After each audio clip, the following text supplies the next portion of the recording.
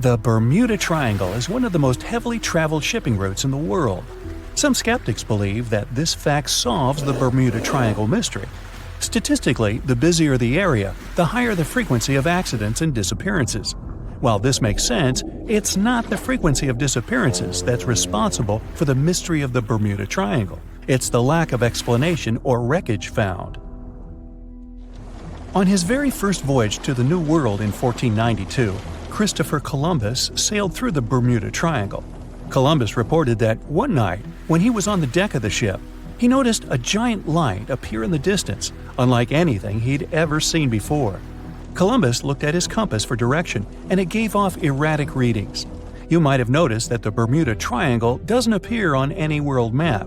This is because official institutions refuse to acknowledge that the area actually exists.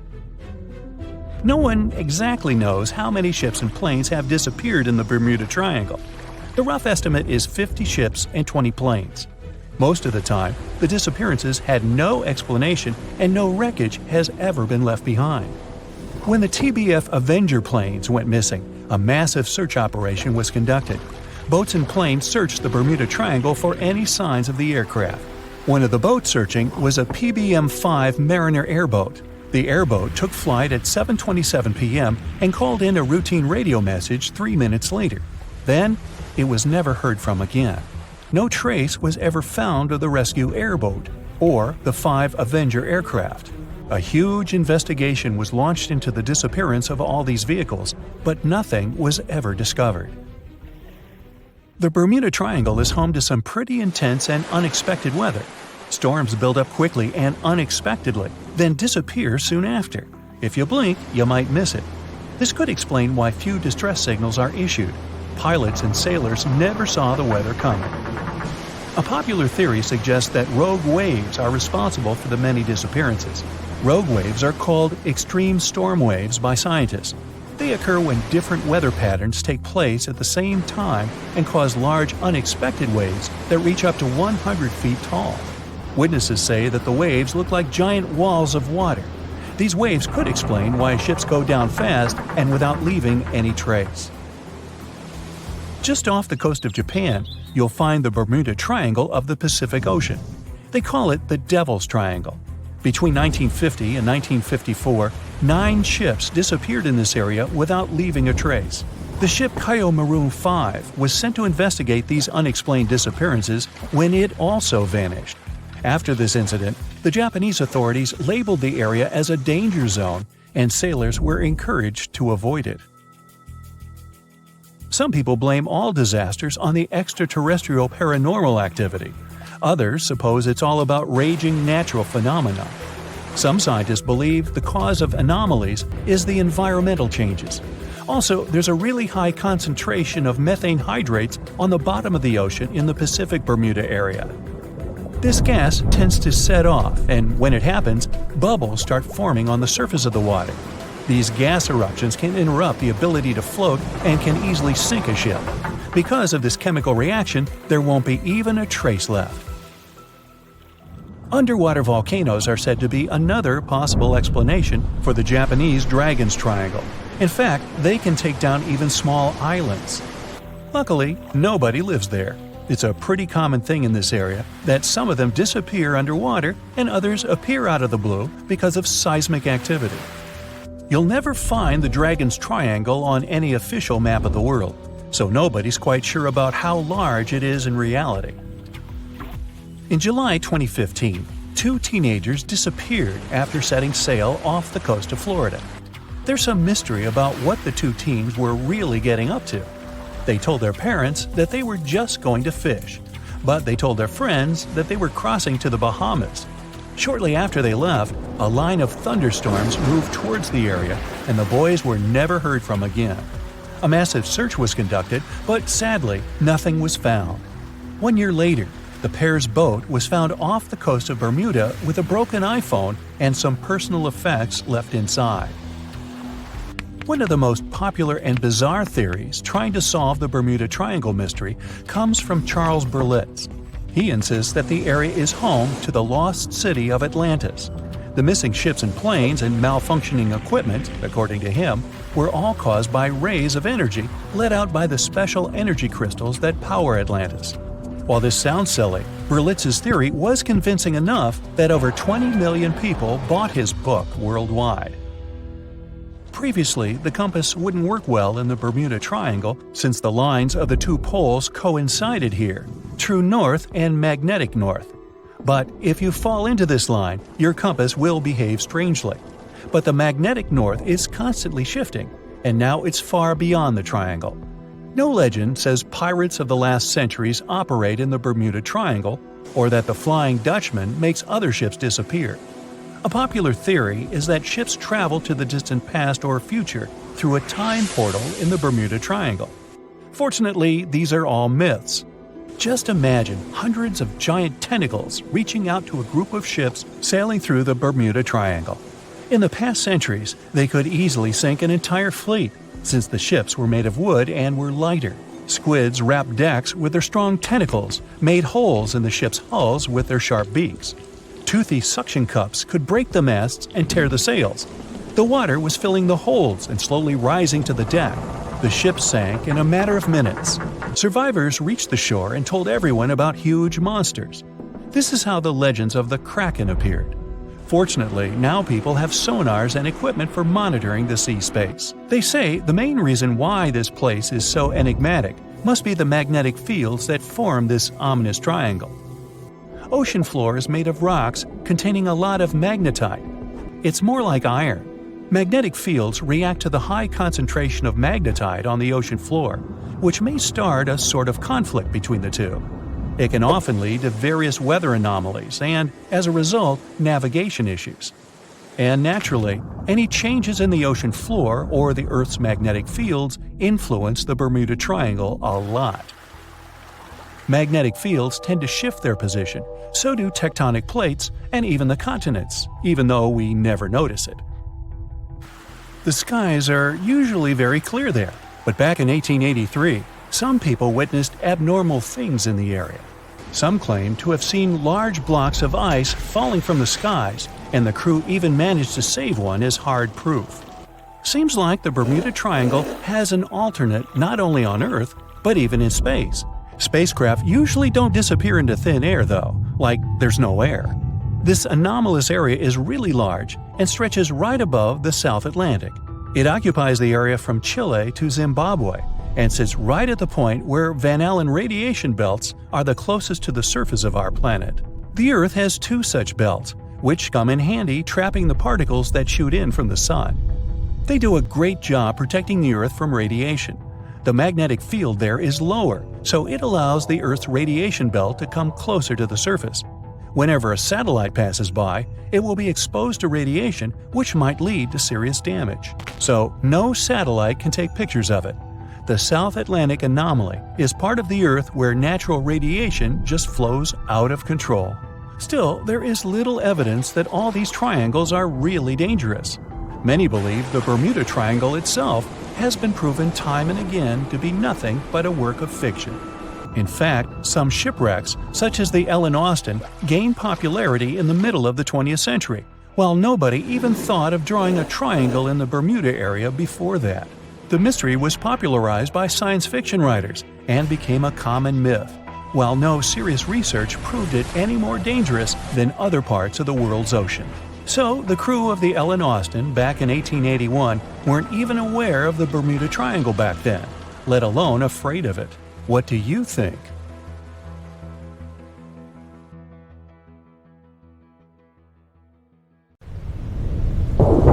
Its ruins lie somewhere in the darkness of the ocean depths, covered in seaweed, damaged by the ravages of time. The city of Atlantis allegedly existed 12,000 years ago. Then it sank, and over centuries, people have been passing stories about it. Many think it was just a regular island, but so many legends tell about a powerful empire. Atlantis supposedly was one of the wealthiest and most fascinating cities of its time. Your breath would have been taken away if you had stepped through its central gate. Amazing decorations and towering marble statues were all over the place. The rumor has it, the entire city is under the water now. Some people believe that it's on the seabed somewhere in the Bermuda Triangle. Some even claim that an underwater pyramid in the Atlantic is somehow responsible for all those planes, people, and boats that mysteriously disappear there, and no one can track them later. The story says that in the late 1960s, there was a group of treasure hunters that came across the ruins of an ancient city. It happened during one of their diving expeditions in the Bermuda region off the coast of Miami. They spoke about the intriguing remains of the city and mentioned a glass pyramid they also stumbled upon there. They claimed it was bigger than any other pyramid, even those discovered in Egypt. Of course, those were just stories. But unusual things do happen in that area. For example, volatile water currents or a strong vortex that occurs from time to time. The Bermuda Triangle is one of the best spots for researchers to explore. They go there to study minerals, the seabed, and the Gulf Stream. They study how the ocean influences weather. The geological structure of the planet's crust, deep down under the ocean floor, is especially interesting. The deepest point in the Atlantic Ocean lies in the Bermuda Triangle. Researchers have done a lot of studies and drilling there to find out what lies a couple of miles beneath the seabed in that area. There's an awesome variety of seabed landforms in the Bermuda Triangle. You can hardly see anything like that anywhere else on Earth, especially if you keep in mind that this is a relatively small ocean region. Look at this shelf with shallow banks. There are also plateaus, plains, and deep-sea trenches. If you believe the Bermuda Triangle is some sort of a trap, you're not wrong, considering its complex geological structure. There are a couple of groups of seamounts in the eastern and northern regions of the triangle. They're mostly unnamed. Some of them are up to 650 feet high. At such heights, they would be considered regular hills on the surface. But by ocean standards, these so-called underwater hills are like small mountains. They're either elliptical or round. You can see that if you take a look from above. There are more seamounts in the Pacific than in the Atlantic Ocean. The underwater world in the Atlantic is less diverse than in the Pacific, unless we're talking about the Bermuda Triangle. The limestone platform that forms the bottom of the triangle is nearly 3.7 miles deep. And this entire thick layer consists of the remains of small ancient creatures. In 2019, a big group of geologists published an article where they claimed that the triangle formed as a result of strong volcanic activity. For years, people believed there were ancient, long-extinct volcanoes that brought the Bermuda Islands from the sea bottom. So, one theory says the Bermuda Islands formed because there were disruptions in magma flows. Pieces of ancient plates that were already in the mantle went up to the surface, and then they mixed. That's how many volcanic islands in the oceans could form. Knowing this, science fiction writers let their imagination run wild. They told stories about scary creatures and mystical cities, or islands, hidden deep down beneath all those layers. All these mysterious stories encourage people to create their own theories. In the 15th century, a well-known man named Christopher Columbus was on what would later become one of the greatest and most important expeditions ever. He was one of the first people to tell stories about a mysterious region that was later called the Bermuda Triangle. This area was first known as the Somers Isles, named after British naval hero and privateer George Somers.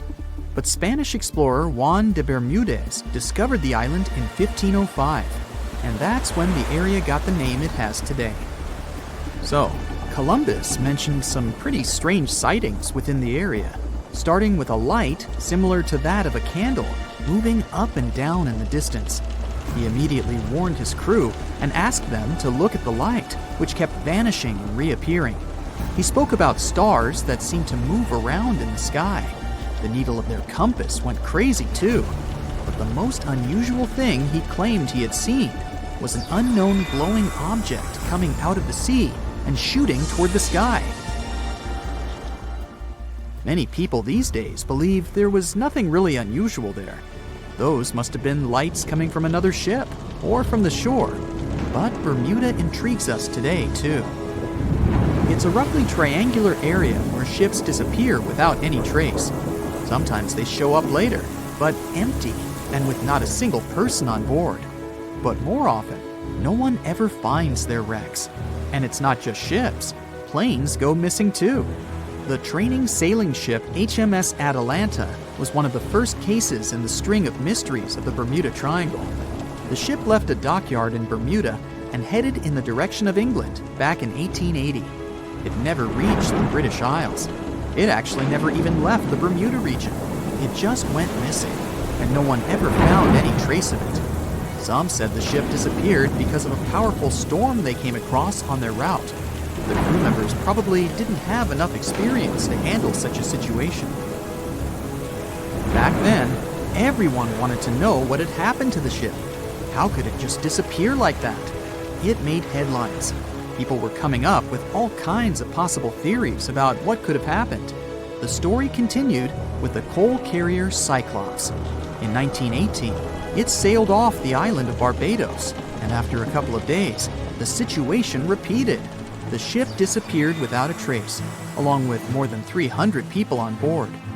3 years later, in 1921, a Coast Guard on the Diamond Shoals near Cape Hatteras, North Carolina, discovered a massive commercial ship that ran aground.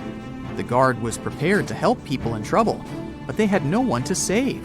The ship was empty. None of the passengers or crew members were there. Some theories about this accident included pirates, but no one really found out what had happened. Flight 19 turned out to be one of the most famous incidents in that area. An entire group of aircraft disappeared in the area in 1945.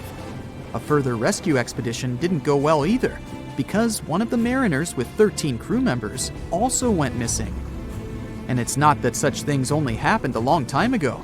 A 29-foot-long ship with 20 people on board went missing a day after it was due to arrive at Lake Worth, Florida. There were neither any records of the ship nor any distress signal. The search mission involved boats and aircraft and lasted 84 hours. The rescue team covered an area that was nearly 2 times the size of the entire state of Massachusetts, but still nothing. The Bermuda Triangle is a place of great mystery, but the islands are a perfect spot for travelers. It's an excellent place if you're into golfing, for example. So, if you're lucky, you might easily run into some famous golf players or celebrities while there. And here's something interesting for music fans. John Lennon got inspiration for nearly 25 of his songs on one of these fascinating islands. More than 50 ships and 20 planes have disappeared here since the middle of the 19th century. You won't find this place using an ordinary paper map, since it's not an official region of the Atlantic Ocean. It's just a small area of water in the shape of a triangle, located not far from the southeastern coast of the US. In the 20th century, this place became a legend. Some believe it's home to a secret base. Others are positive it's a time portal. Ships get caught in a strong storm and move to the past or the future. There's also a theory that the city of Atlantis is located right under the Bermuda Triangle. Its technologies create bursts of energy and destroy ships. Even airplanes have a chance to disappear in this area. All this has gone so far that if something strange happens in the ocean, everyone thinks it's somehow connected with the Bermuda Triangle. The fear of the triangle has been made popular through books and movies.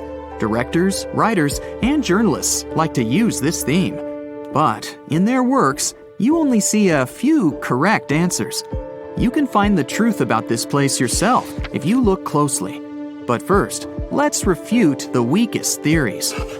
Space objects, Atlantis, time travel. All these myths appeared in the middle of the 20th century. There weren't any records about mysterious phenomena before this time. People just noted that a lot of ships were sinking here. But then, one author wrote a book about Atlantis lying in the waters of the triangle. The author didn't provide any evidence, but he described this hypothesis very convincingly. People read it and liked it. The human psyche likes to read something secret. When you learn something that no one knows about, it makes you feel special. And of course, you begin to believe in this secret. So, this was one reason why the Bermuda Triangle book has become so popular. It brought the author a lot of money. and other people also wanted to enrich themselves the same way. Some other fantastic theories about time travel and secret bases have appeared since then. After that, people started making documentaries. All those works devoted to the mystical nature of the triangle were based not on real facts, but on theories from other books. It's impossible to find the truth in this chaos. Some people like to learn secrets, even if they're fake. But you can always find the truth if you really want. Just take any myth and try to find sources proving its reality. Most likely, you'll find nothing but non-scientific books and movies. There are also more realistic things about the triangle, but they are no less interesting. One hypothesis says that ships disappeared there because of methane. Deposits of this gas are under the seabed of this region. Sometimes it releases from there and rises to the surface. As soon as methane comes into contact with water, it takes the form of giant bubbles. Then these bubbles foam the water and create large waves that flip the ships. This theory is quite real, and such a natural phenomenon exists, but not in the Bermuda Triangle. None of the numerous studies have confirmed the presence of an increased concentration of this gas here. The last methane eruption occurred here about 15,000 years ago. Another realistic theory is rogue waves. They form without storms and winds.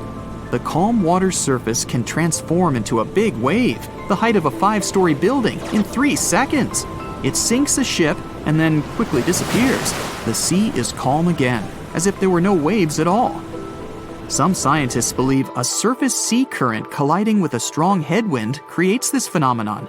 But some recorded cases involved no wind. Another version says the wave is born thanks to the collision of warm and cold currents. But the most exciting theory talks about kinetic vampirism that forms the waves. Under certain natural conditions, waves get the ability to exchange kinetic energy. And among all the waves, there will be the biggest, the vampire one. It absorbs the energy from all the others. When the power is accumulated, the vampire wave splashes it out. This explains the force of the impact and its sudden disappearance. All theories seem logical, but scientists still can't figure out the nature of this phenomenon. Yes, rogue waves can carry ships underwater, but not only in the Bermuda Triangle. They rarely appear in all the waters of the world's oceans. So let's move on to the next theory. Some of those who sailed through this place reported their navigation devices had become unstable. The compass and electronics broke down. The signal and radio communications were lost. We need to look at the triangle from space to find out the reason. If you use special sensors and devices, you'll see that the Earth's magnetic field is weakened above the Bermuda Triangle. This field is a shield that protects us from solar radiation. The ISS astronauts said that the triangle gets more of the sun's particles than any other part of the planet. Therefore, electronics are unstable in this area. But such failures don't occur with satellites and other space objects flying within our planet's atmosphere. Areas with a weakened magnetic field appear all over the world, and they hardly ever disrupt navigation. This means that ships and planes work stably in such conditions. But all the same, a compass doesn't work correctly in the triangle area. Could it be that some magnetic anomaly affects the navigation systems? This theory was quickly refuted. Scientists regularly check the magnetic map of this region and don't find any deviations from the norm. The reason for the unstable functioning of a compass is not an anomaly. The Bermuda Triangle is one of the few places on the planet where the true north and magnetic poles coincide. True north is the geographical North Pole. The magnetic pole is constantly moving around the globe directly to the north. Sometimes these poles collide and cause such a phenomenon as agonic lines. If you fall under this line, your compass will behave strangely and won't point you to the true north. That's why so many ships disappeared in this place at the beginning of the 20th century. People used an ordinary compass. They didn't have modern navigation technologies, and the misfunctioning of the compass could have led to disastrous consequences. Imagine that you're a ship's captain in, let's say, 1901. Your compass is guiding your way. You know you always need to sail north to get to land. Then you get into the Bermuda Triangle. You look at the compass and notice the arrow position has slightly changed. Now you need to move in another direction. This direction is the wrong one, but you don't know about it yet. You take the wrong path and end up in the Caribbean region. This area is full of tiny islands, and the seabed is not deep here. Your ship gets on a shoal. You're stuck and have no idea where you are. That's how some ships disappeared in this region. But if you had GPS, you wouldn't have lost your route and would have sailed safely to land. By the way, now, in the 21st century, you can use a compass here without problems, since the magnetic North Pole doesn't meet the true one on the territory of the Bermuda Triangle anymore. The agonic lines are somewhere else right now. But still, for some reason, ships get lost here. And now we come to the most unexpected solution to the Bermuda Triangle problem. Yes, boats sometimes disappear in this region. And the reason for this is water, ocean, nature, call it whatever you want. Unfortunately, ships sink all over the world. Don't be afraid of just one triangle. There are places in the Atlantic Ocean territory where more boats disappear, and the Bermuda Triangle is not even in the top 10 of them. But why does no one know about them? Well, it's because people wrote fairy tales about one particular place. One of the most popular ship routes of the Atlantic passes through the Bermuda Triangle. Can you guess where most shipwrecks occur statistically? In a place with many sailing ships. That is, in this region. The only true statement about the Bermuda Triangle is frequent storms. But even bad weather and a raging sea doesn't always sink ships. Also, hurricanes often form in the Triangle territory. The Bermuda region has high atmospheric pressure. This pressure diverts storm clouds away towards the Triangle. Strong winds and large waves can sink ships, and lightning flashes can damage planes, but this is not unique. So don't blame the Triangle for all the problems. It's a beautiful and picturesque place that attracts many tourists. December 4th, 1970. Pilot Bruce Gernon had 2 passengers on board his Beechcraft Bonanza single-engine aircraft, his father and business partner. They took off from Andros Island in the Bahamas and headed northwest for the Florida coast. Sure, they were in the infamous Bermuda Triangle's airspace, but this was a typical flight Bruce had made dozens of times before. The trip usually took about an hour and a half with no hiccups whatsoever. Bruce took off and started gaining altitude. Strange things started happening right from the get-go. At first, he noticed a small cloud up ahead, but it kept growing. Not from the plane getting closer. This thing was actually getting bigger in size. Bruce had to fly through it, and he came out the other end just fine. He gained altitude, and yet another mysterious cloud appeared. This one was massive, and Bruce had no other choice but to fly through it too. At that moment, it got dark as night all around the aircraft. But this wasn't a storm cloud, and it wasn't raining. Bruce was starting to get worried, and then, bam! He saw flashes of white light. Bruce kept flying for another 30 minutes when he realized this was the same cloud he had gone through earlier when he started to climb. But now the cloud was cylindrical, and the plane was flying through its center. It was wide and seemed endless. Bruce thought he could never get out of that trap. But a minute later, he saw light at the end of the tunnel. But all of a sudden, the walls of the cloud tunnel began to narrow. They were closing in on the plane. The navigational instruments started wigging out. The compass was spinning by itself counterclockwise. The walls kept narrowing, smaller and smaller, wrapping like a vortex. The electrical instruments still going haywire. Bruce was running out of time. He had to get out of this place fast. A grueling 20 seconds later, he burst out of this foggy trap. As Bruce described later, he felt weightless for 5 seconds as his plane left the tunnel. The clouds dispersed, and now the aircraft was in a grayish haze. The men let out a big sigh of relief. He immediately grabbed the radio and contacted ground control to determine his location. But when the dispatcher looked at the green screen, his face became contorted with confusion. Bruce's plane wasn't on the radar. It was as if the thing was invisible. But then the dispatcher said the aircraft was already in Miami airspace. Bruce was utterly shocked. It just couldn't be true. Remember, the whole trip usually took around 90 minutes, But this time, it took just 47 minutes to get to the destination. His plane didn't magically gain some supersonic speed beyond the model's limited max cruising speed. This was physically impossible. The dispatcher must have made a mistake. But when the clouds parted, Bruce saw that he really was over Miami. The plane landed safely, and it was time to try and solve this mystery. Bruce checked the remaining fuel and his watch. After a short calculation, he was only more confused. The plane hadn't gone through the amount of fuel it should have. Archive records show that 84 sunspots were recorded that day, as well as a huge solar wind. This would cause disturbances in the Earth's magnetosphere that could throw off the plane's instruments and radars. But so far, no one has been able to explain how the plane got to Miami so fast. Maybe in the future, the truth will be revealed. In the meantime, it remains another mysterious riddle of the Bermuda Triangle.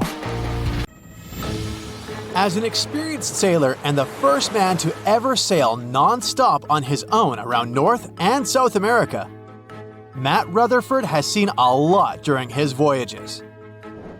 But what he saw in 2013 while sailing through the waters of the Atlantic with his colleague surely stands out.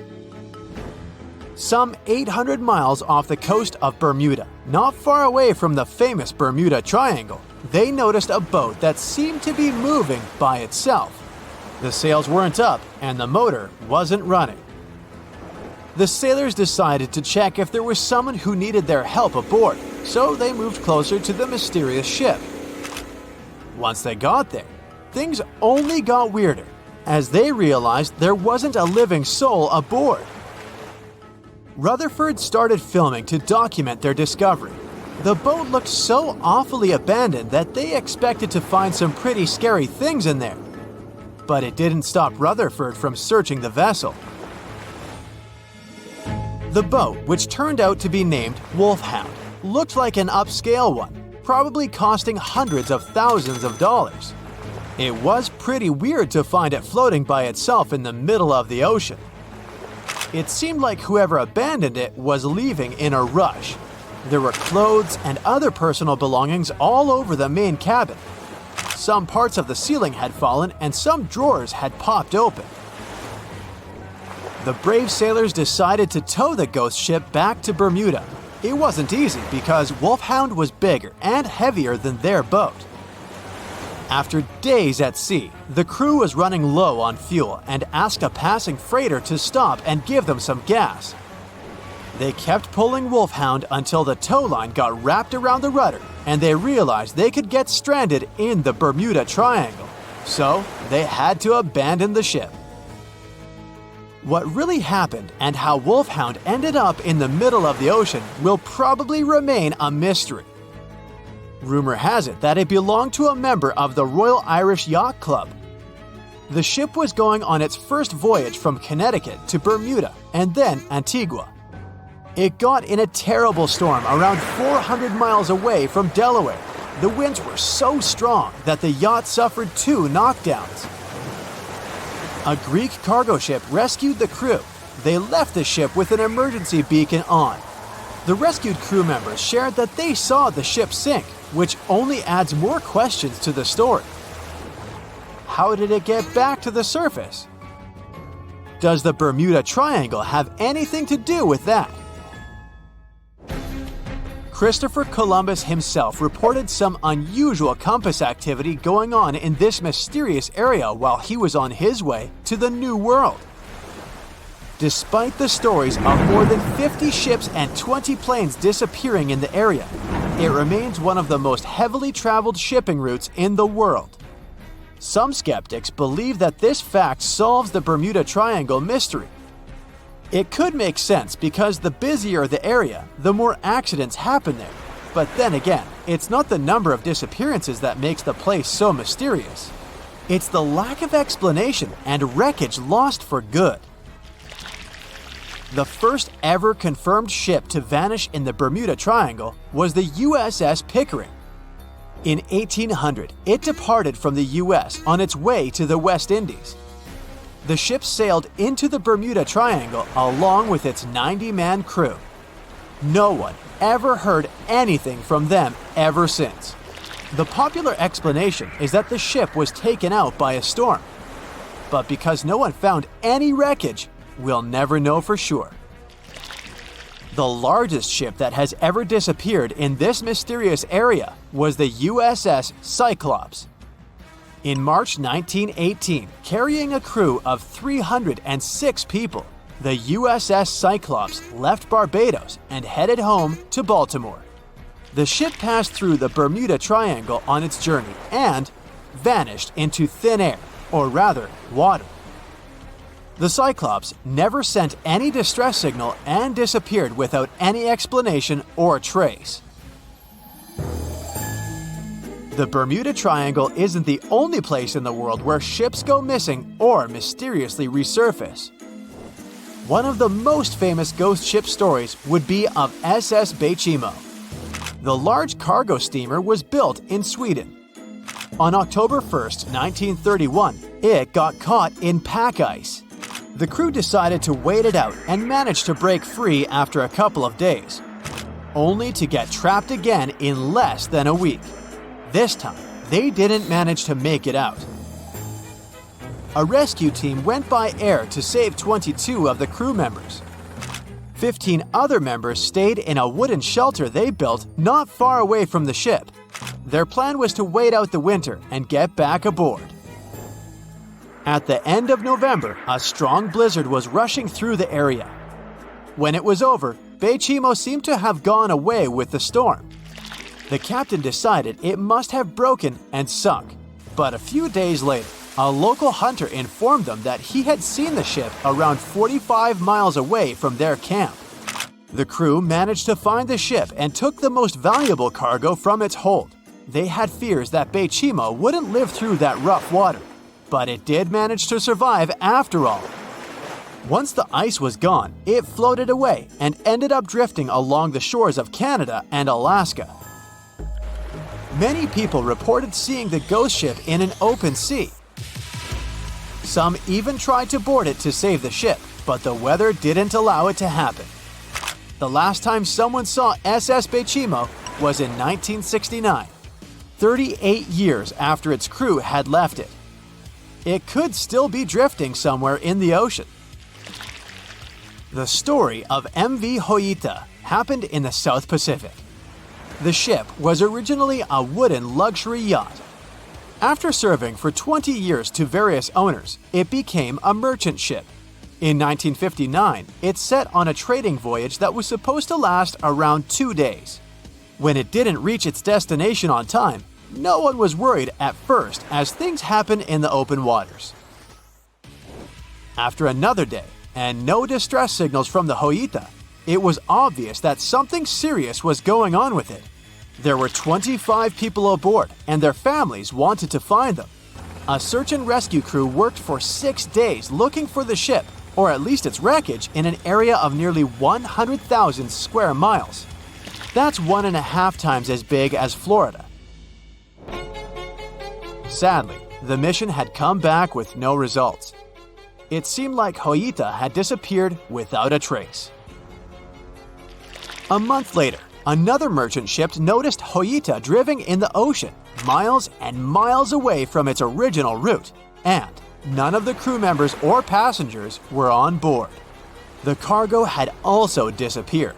The lifeboats were also gone, so the people must have escaped the ship hoping to save themselves. It turned out that the crew had been trying to get help as they tuned the radio to the International Distress Channel. But the damaged cable didn't let them send the signal any further than 2 miles. It also looked like when they were leaving the ship, the crew took the logbook with them, and we still don't know what exactly happened to Hoita. Family members of those who were on board are still looking for answers. One professor claims it must have been a corroded pipe that leaked and flooded the vessel, but we'll most likely never know for sure. In the Pacific Ocean, near Japan, there is an area nicknamed the Devil's Sea. It's believed to be one of the 12 vile vortices around the Earth. Some people claim that vile vortices have weird things going on in them because the pull of the planet's electromagnetic waves is stronger there than anywhere else. The most famous ship that disappeared in the area was a fishery patrol vessel in 1952. The ship went there to investigate the vessels that went missing previously and disappeared along with 31 crew members. Scientists who don't believe it was a mysterious disappearance blame the underwater volcano eruption for what happened. Can we estimate how many ships and airplanes were lost in the Bermuda Triangle? Have their disappearances resulted from human error or weather phenomena? Let's try to find out. We have a curious story of the SS Cotopaxi. This ship vanished in 1925, traveling from Charleston, South Carolina to Havana, Cuba. It never reached its destination. Years later, in the 1980s, a wreck was found 40 miles off St. Augustine, Florida. Since specialists could not precisely determine what and where it came from, they nicknamed it Bear Wreck.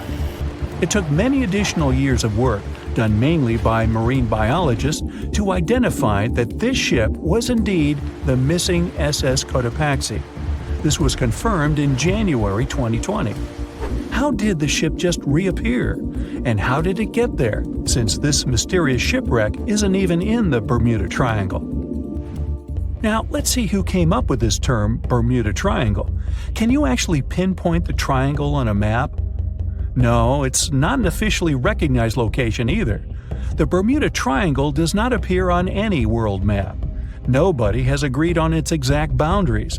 There are only assumptions with approximations of the entire area, ranging between 500,000 and 1.5 million square miles. By all approximations, the region has a vaguely triangular shape. In 1964, an American author named Vincent Hayes Gaddis first came up with the idea when writing an article for Argosy magazine. He used the Bermuda Triangle to describe a triangular region that has destroyed hundreds of ships and planes without a trace. It is pretty hard to get the number of lost ships and planes because some ships and aircraft have gone missing without leaving a trace. Their wreckage in the region has not been recovered, but the recorded stories should help us. Legends about the Bermuda Triangle date back to the 15th century, like that of the Italian explorer Christopher Columbus. When sailing through the Atlantic waters, he passed by this location in the late 1400s. In what we now know as the Bermuda Triangle, he saw a huge flame that seemed to just crash into the ocean. Later, he saw an unusual light flashing in the distance at the exact location. Like many other sailors since then, his compass had severe malfunctions. Flight 19, a Navy plane on a routine schedule back in 1945, also started the Bermuda Triangle legend. It was commanded by Lieutenant Charles Taylor, and it's recorded that he just got lost in the triangle for no reason. Since pilots had no GPS back then, they had to trust their compasses and keep track of how long they'd been flying in a specific direction and their speed. Shortly after completing the task, both of the compasses on board stopped working correctly. Records found after the plane's disappearance also indicate that Taylor didn't have a watch on that particular day. The initial report stated that pilot error was to blame for this unfortunate event. However, because people weren't satisfied with this outcome, it was changed to causes or reasons unknown after several reviews. One surviving pilot named Bruce Gernon suggested he went through an electronic fog while passing above the triangle, making him travel through time. In 1970, when this incident happened, he was flying his aircraft when it was surrounded by two huge clouds that formed a whirlpool and spiraled. Like many others before him, he noticed that his navigation devices were malfunctioning. When he eventually made it out of those clouds, he discovered that his flight had only taken 35 minutes. It should have taken 75 in total.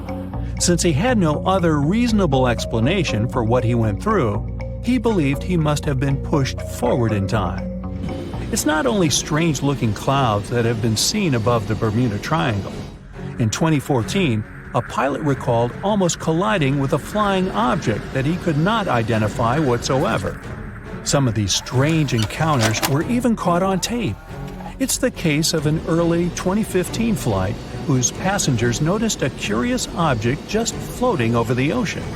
The pilots have yet to figure out what they actually saw back there. Okay, not all of the possible explanations have been this unusual. Oceanographers, for example, have also tried to explain why ships disappear around here. So they recently came back to one of their old theories: rogue waves. These are immense walls of water that just pop up suddenly. If multiple such waves rise simultaneously, they overlap like a wave sandwich. If one single wave can reach over 30 feet tall and happen simultaneously, it can create a rogue wave that can surpass 100 feet high. These types of waves can quickly overtake even the biggest of ships. Meteorologists came up with their own explanation too: hexagonal clouds. These unusual types of clouds can generate winds of up to 170 miles per hour, and they're pretty significant too, some reaching 20 to 55 miles across. As such, waves inside these wind giants can go as high as 45 feet. The Earth's own magnetic force might also have something to do with it. Within the Bermuda Triangle, compasses point to true north, the geographic North Pole, rather than magnetic north, the shifting magnetic North Pole. Some have even explained that since these two perfectly overlap in the Bermuda Triangle, it can cause a magnetic phenomenon that could make navigational devices malfunction. It's called the agonic line. The problem is that scientists have discovered that this line moves each year. It might have passed through the Bermuda Triangle at one point, but it's now through the Gulf of Mexico. Other strange natural phenomenon found along the coast of Norway could help explain why the Bermuda Triangle has claimed so many ships. There are some deep craters there, measuring up to half a mile wide and are 150 feet deep. Scientists believe they were created by methane gas bubbles. This gas seems to be leaking from deposits hidden deep in the seabed. Once the gas reaches a certain quantity, it bursts to the surface and causes eruptions. So, do pilots and ship captains actually avoid this area today? Could this explain why there are fewer ships that get lost there nowadays? But if you've ever flown from Miami to San Juan, Puerto Rico, you probably know that's not true. As for ships, if people would avoid the Bermuda Triangle, nearly all Caribbean vacations would be spoiled. To this day, there are a lot of flights that go over the Bermuda Triangle, so it's clear nobody is avoiding it. This place is one of the most heavily traveled shipping lanes in the world. Nowadays, the Bermuda Triangle has heavy daily traffic, both by sea and air. But the Bermuda Triangle is indeed subject to tropical storms and hurricanes that happen very often. Let's also keep in mind that the Gulf Stream, a strong ocean current that causes sharp changes in local weather, passes through the Bermuda Triangle. Besides, the deepest point in the Atlantic Ocean, the Milwaukee Depth, is also located in the Bermuda Triangle. The Puerto Rico Trench reaches almost 27,500 feet at the Milwaukee Depth.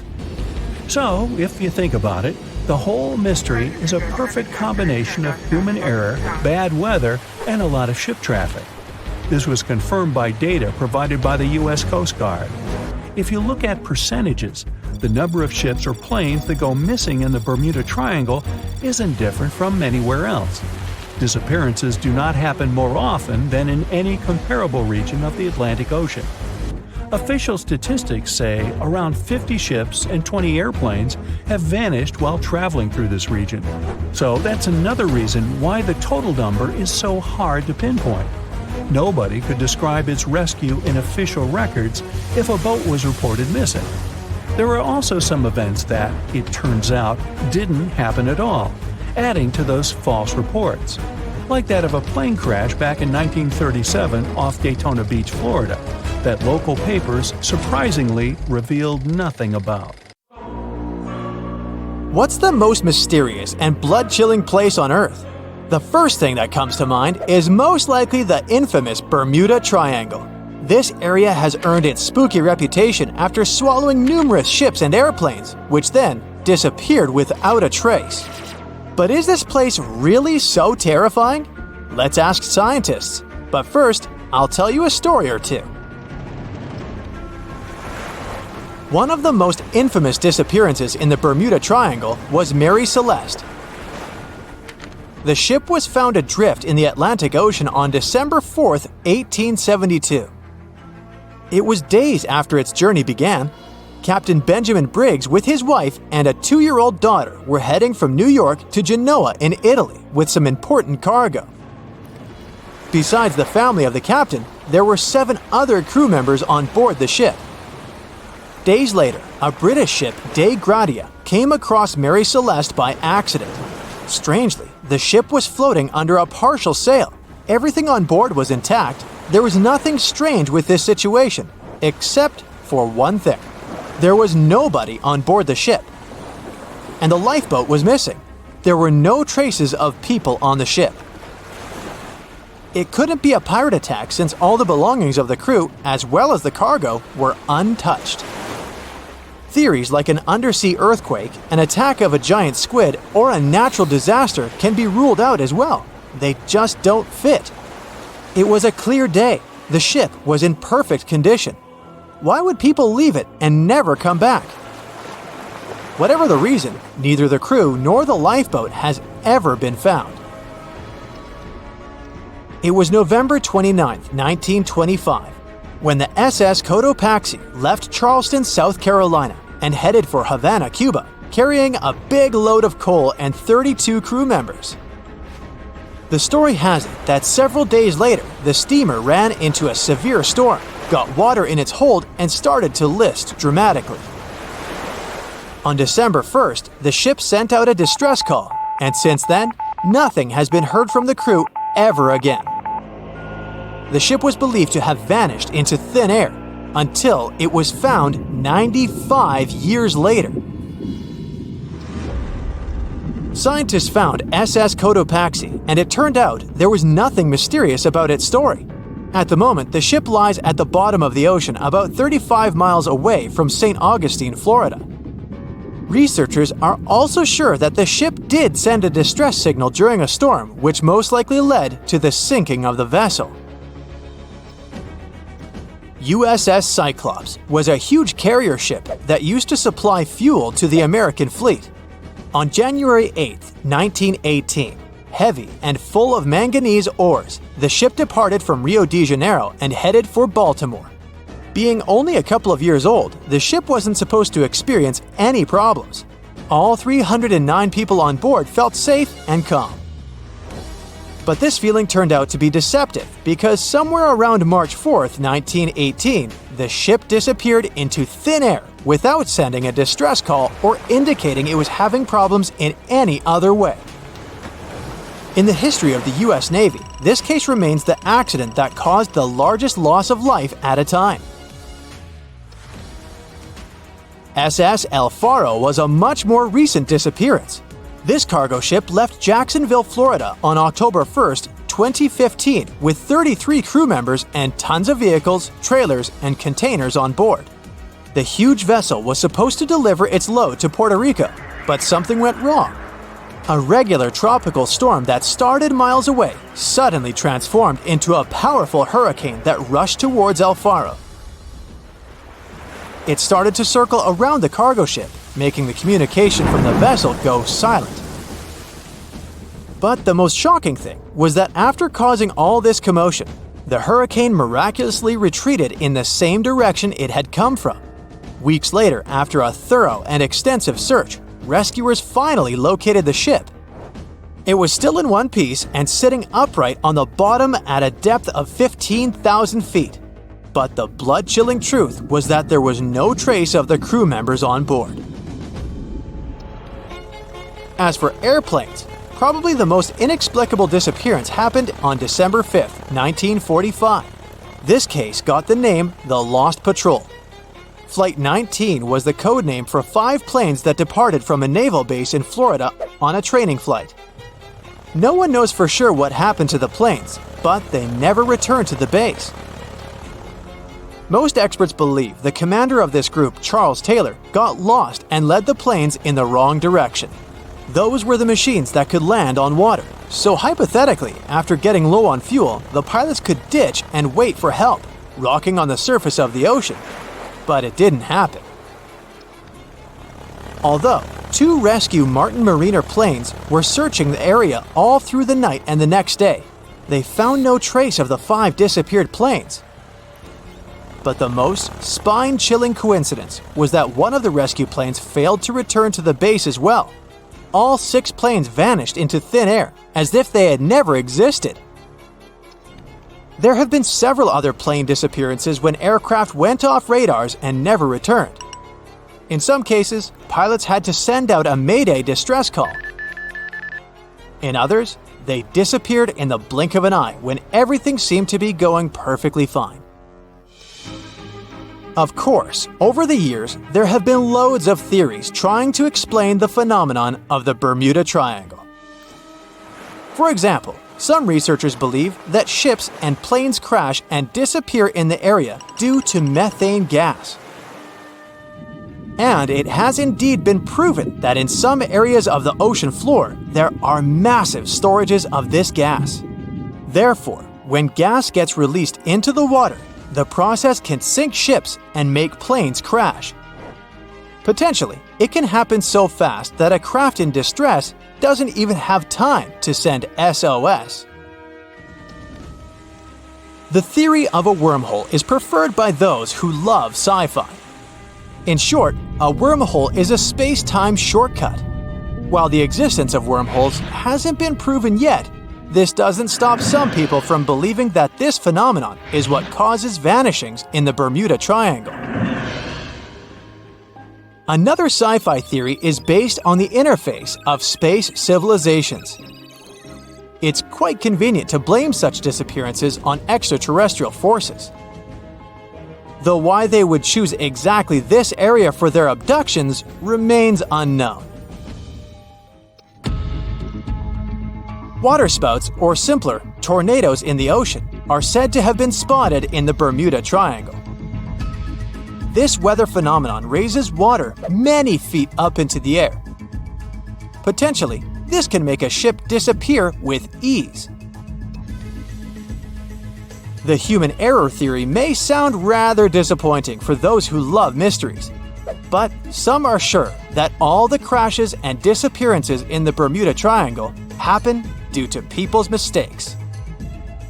There are too many confusing islands that are hard to distinguish from one another, as well as difficult weather conditions there. And now, let's see what modern-day scientists have to say. Disappointingly, they claim there's no mystery in the Bermuda Triangle whatsoever. The loss and disappearance of planes and ships is just a fact of probabilities. Researchers are sure that there's no evidence that in the Bermuda Triangle, mysterious events occur more often than in any other well-traveled large region of the ocean.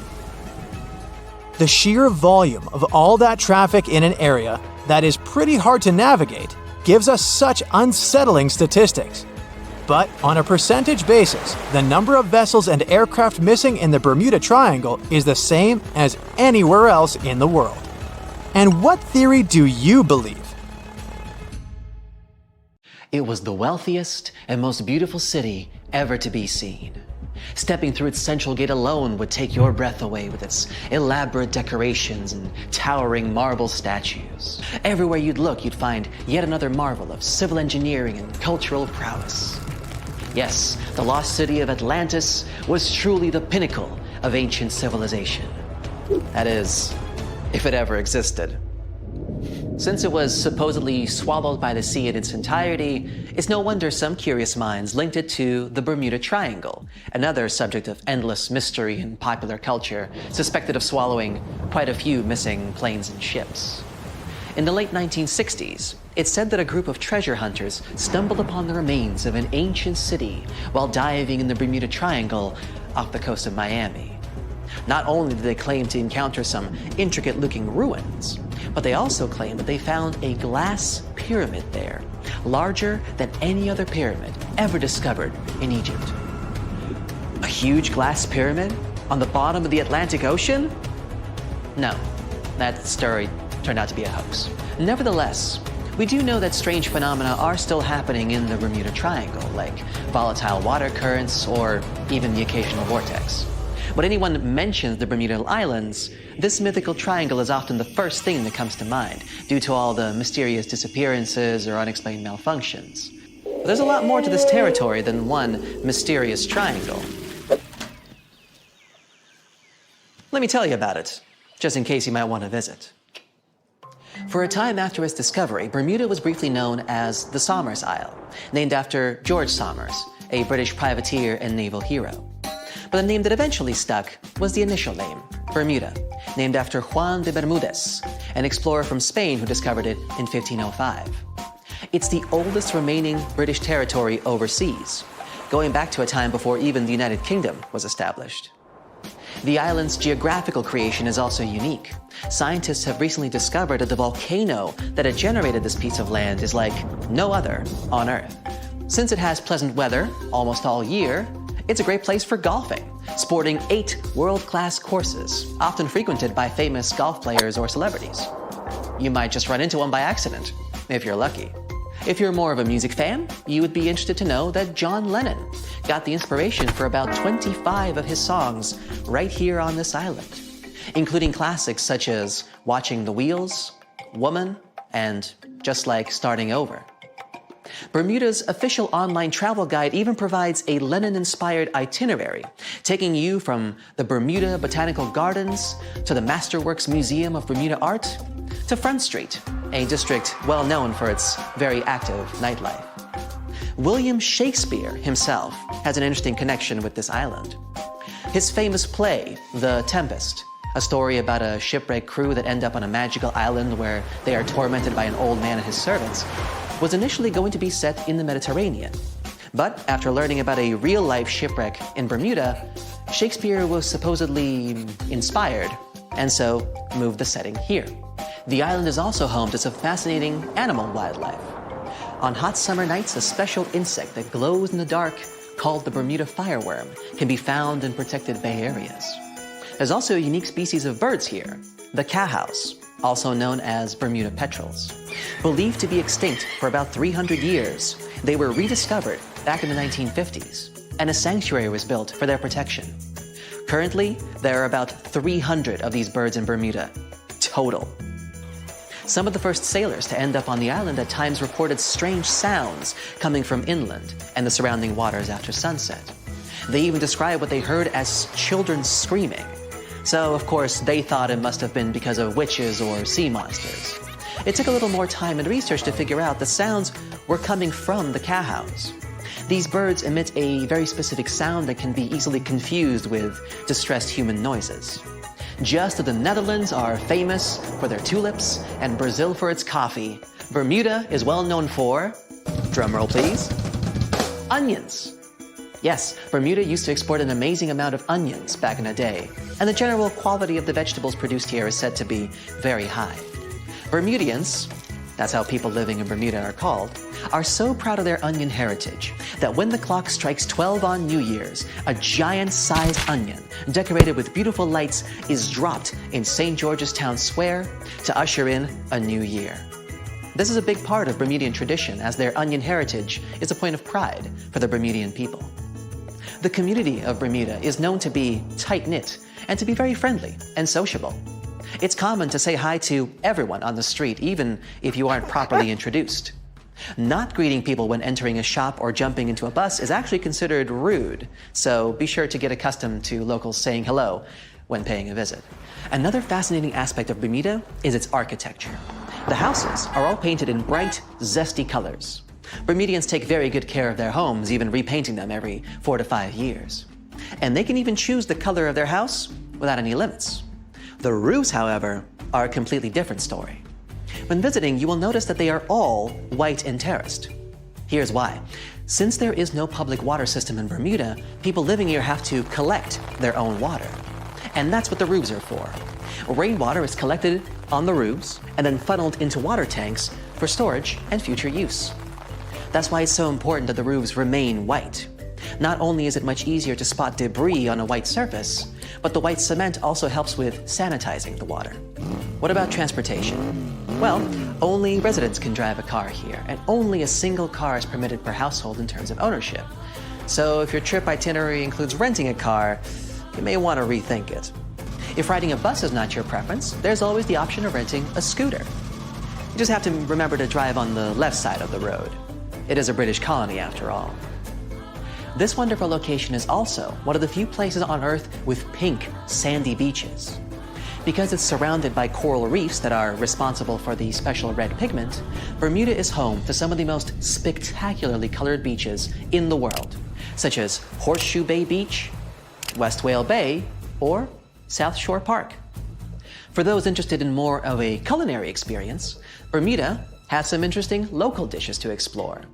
Its geographical location and the fact that it's surrounded by water mean that most local courses are based on fish and seafood.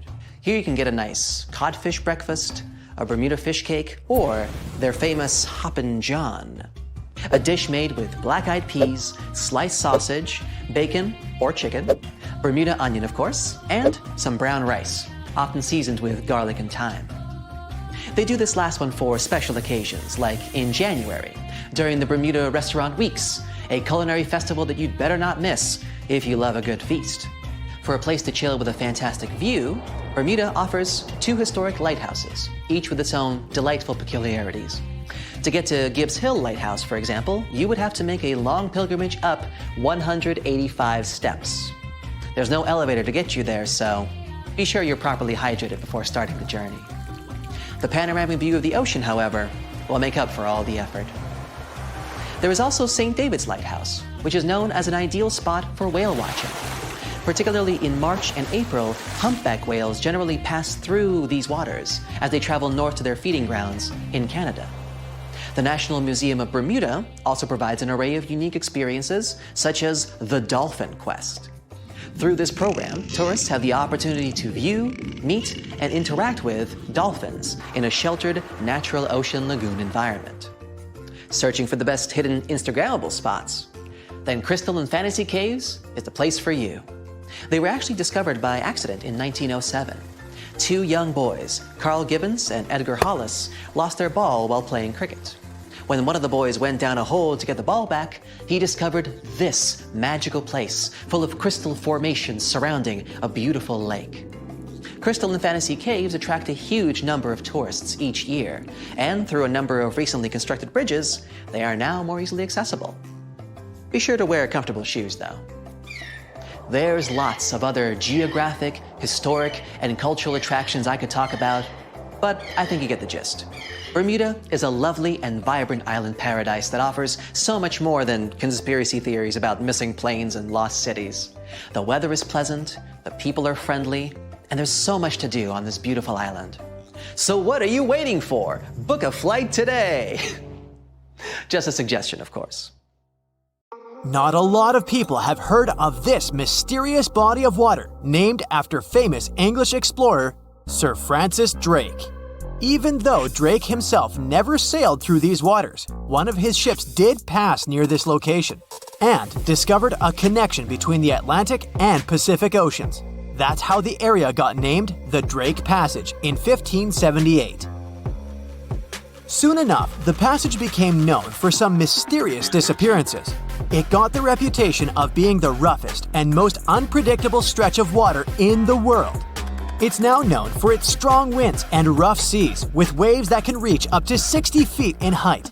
The passage also has powerful currents with speeds never seen before. Does it sound like a good start to an adventure book? Sure, it doesn't make the place any less real. If you ever decide to travel between the southern tip of South America and the southern tip of the Antarctic Peninsula, you will come across the infamous Drake Passage. We call this place the Drake Passage today, but locals still believe it should be named after Spanish explorer Francisco de Oces.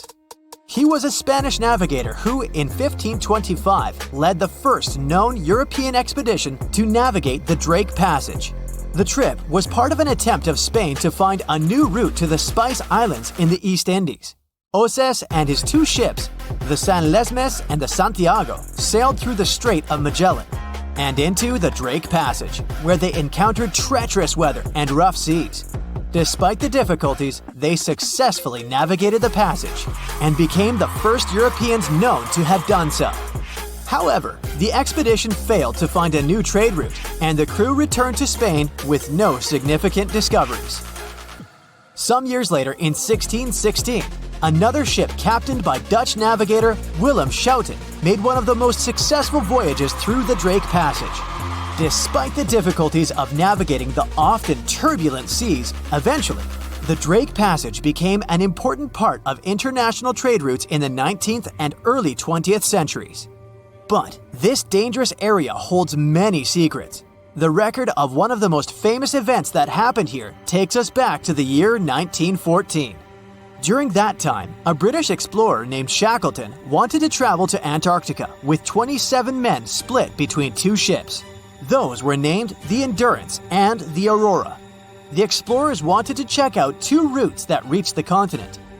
But in 1915, the Endurance got stuck in ice while crossing the Drake Passage and was slowly crushed. Shackleton and his crew had to leave the ship and could only gather some personal belongings. The Endurance eventually sank, and the crew had to survive on ice for a while. The mission changed from exploring to surviving, and only in 1916 all the men were rescued. The Aurora suffered a similar fate. It also got stuck in ice, and 3 men were lost at sea before the rest of the crew was rescued in 1917. For many years, the ship Endurance was thought to have been lost forever. But in 2022, a group of specialists went on a trip to find it. They left from Cape Town, South Africa on February 5th. The leader of the group said it was most likely the most difficult shipwreck search in history. They used special equipment to find the ship under the water and then used a special underwater camera to take a closer look. The members of the team were sure they had found the Endurance because it was in a place where very few ships had ever been. Despite being 10,000 feet underwater, the Endurance didn't look so shabby. It was actually pretty well preserved for a ship that had been underwater for more than 100 years. The explorers were still even able to see the word Endurance written on it.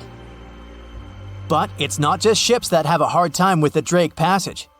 A plane with 38 people on board seemed to have disappeared over the Drake Passage in 2019, according to the Chilean authorities.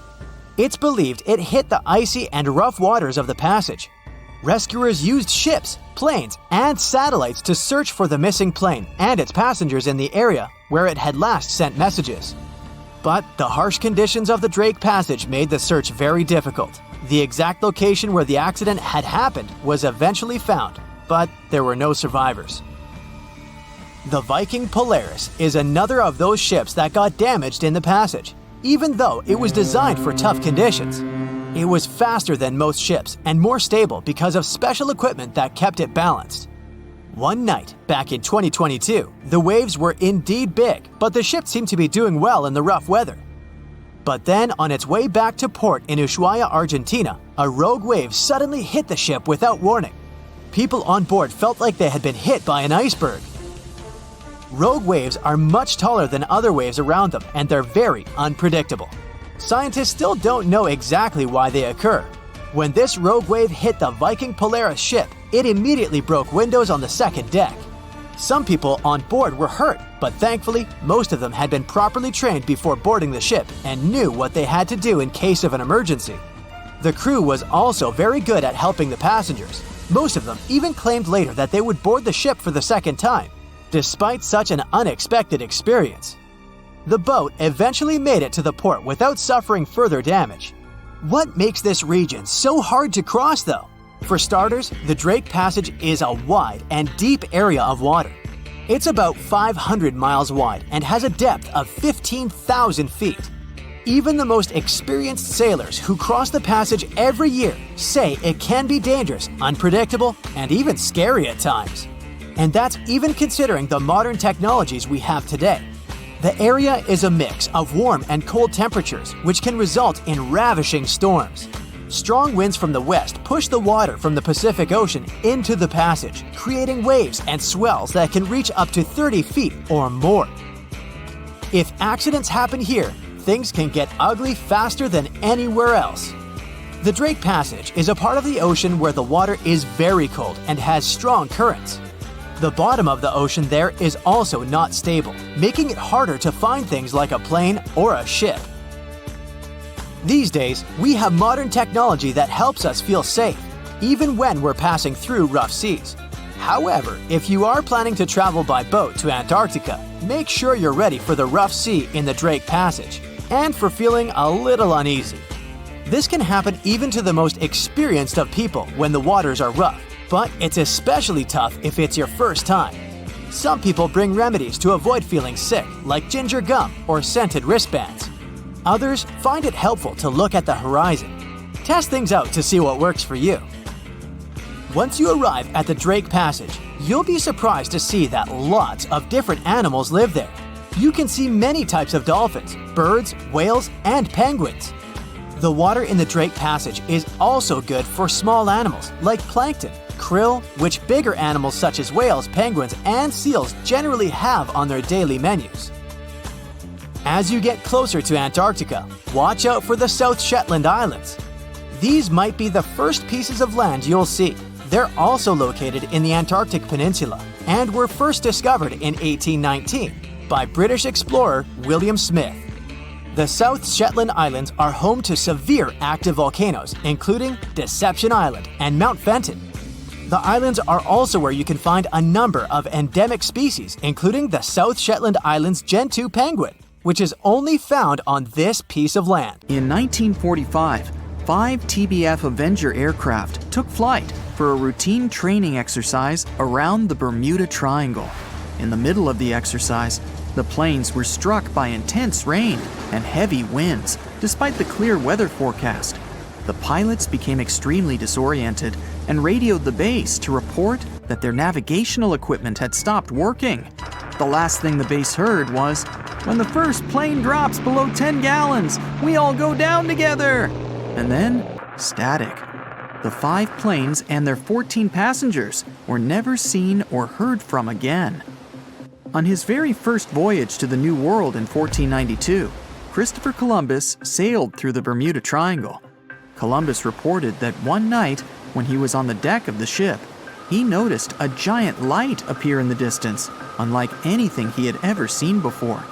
Columbus looked at his compass for direction, and it gave off erratic readings. You might have noticed that the Bermuda Triangle doesn't appear on any world map. This is because official institutions refuse to acknowledge that the area actually exists. In March 1918, carrying a crew of 306 people, the USS Cyclops left Barbados and headed home to Baltimore. The ship passed through the Bermuda Triangle on its journey and was never seen again. The Cyclops never issued any distress signal and disappeared without any explanation, making it the largest ship to go missing in the Bermuda Triangle. No wreckage has ever been found. No one exactly knows how many ships and planes have disappeared in the Bermuda Triangle.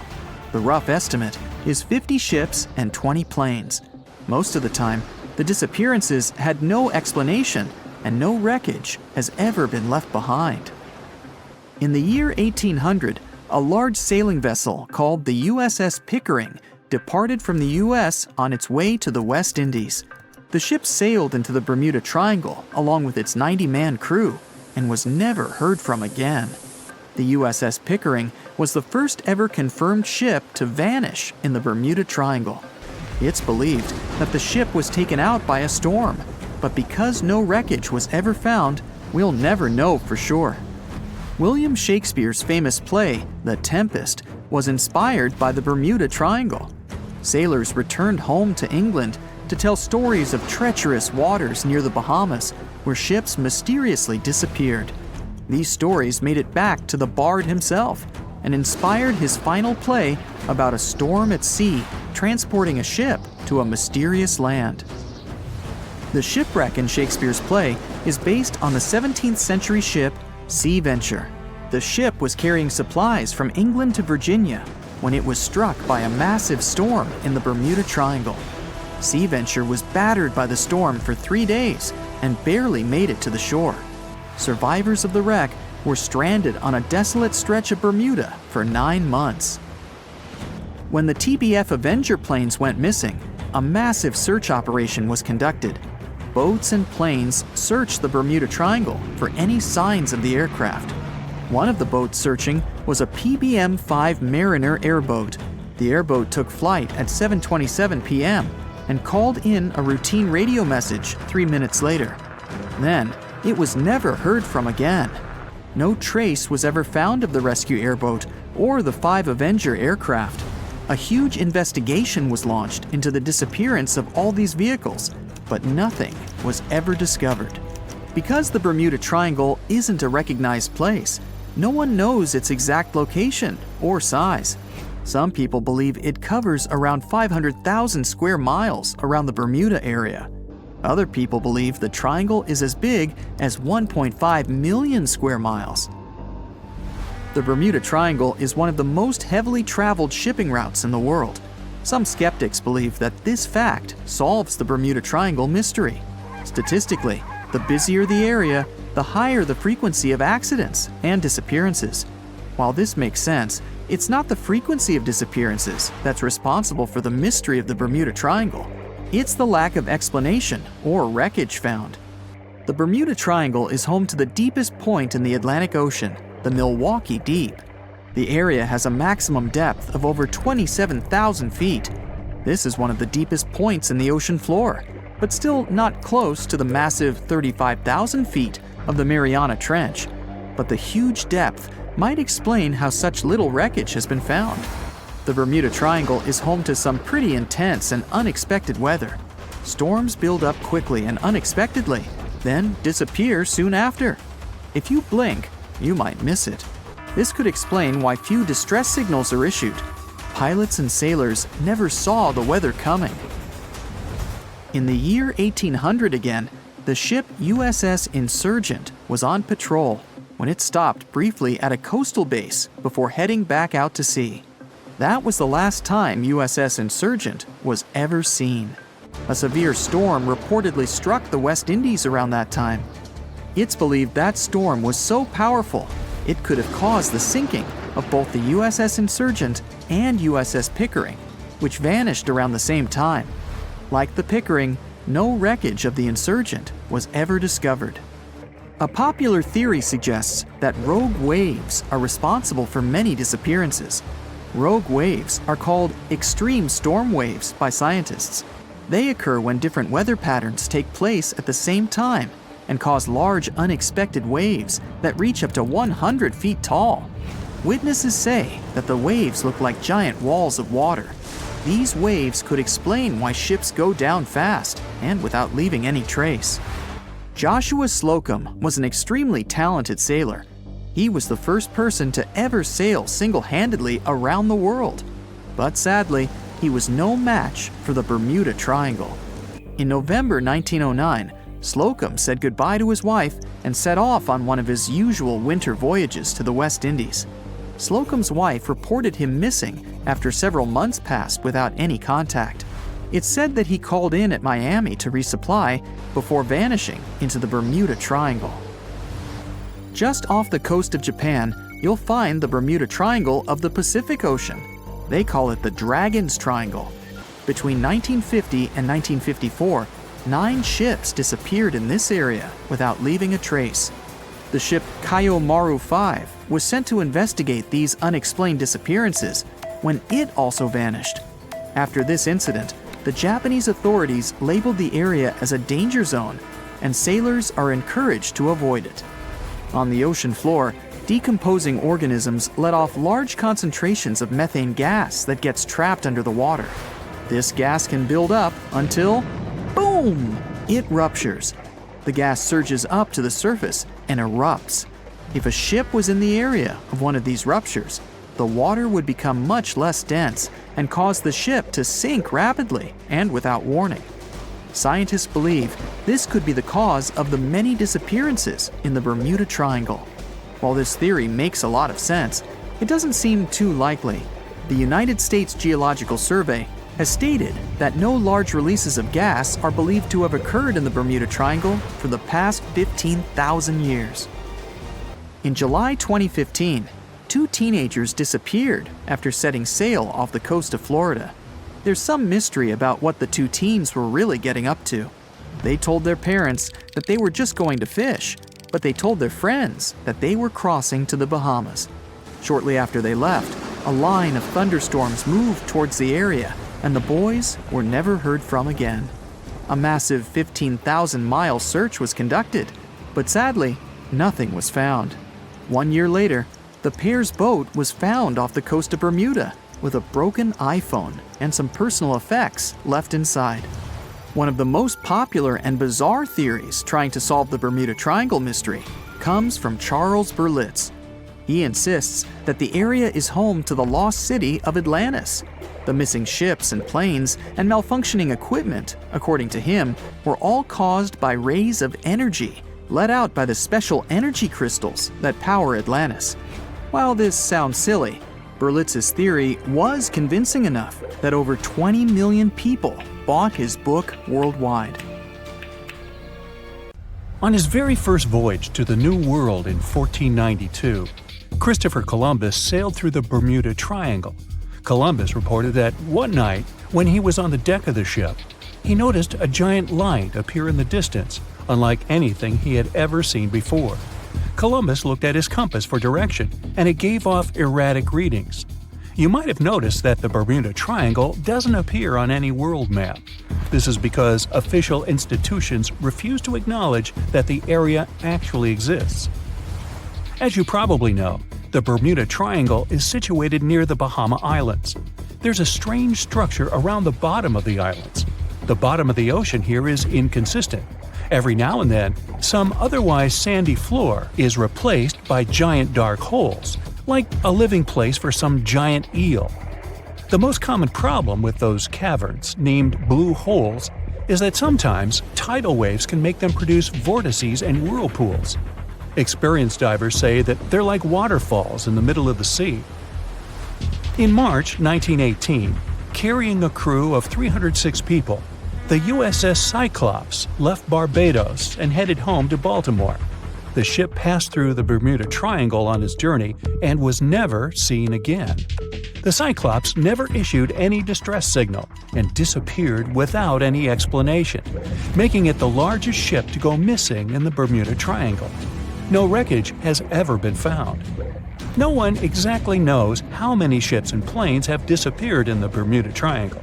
The rough estimate is 50 ships and 20 planes.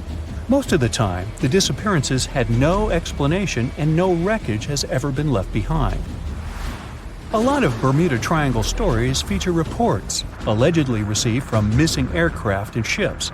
There are reports about strange cloud formations, tunnels in the air or above water, or the sudden appearance of thick fog sparkling with electric lights. As legend suggests, some of these anomalies are not only capable of completely disorienting any vessel, but also removing them from where they were altogether.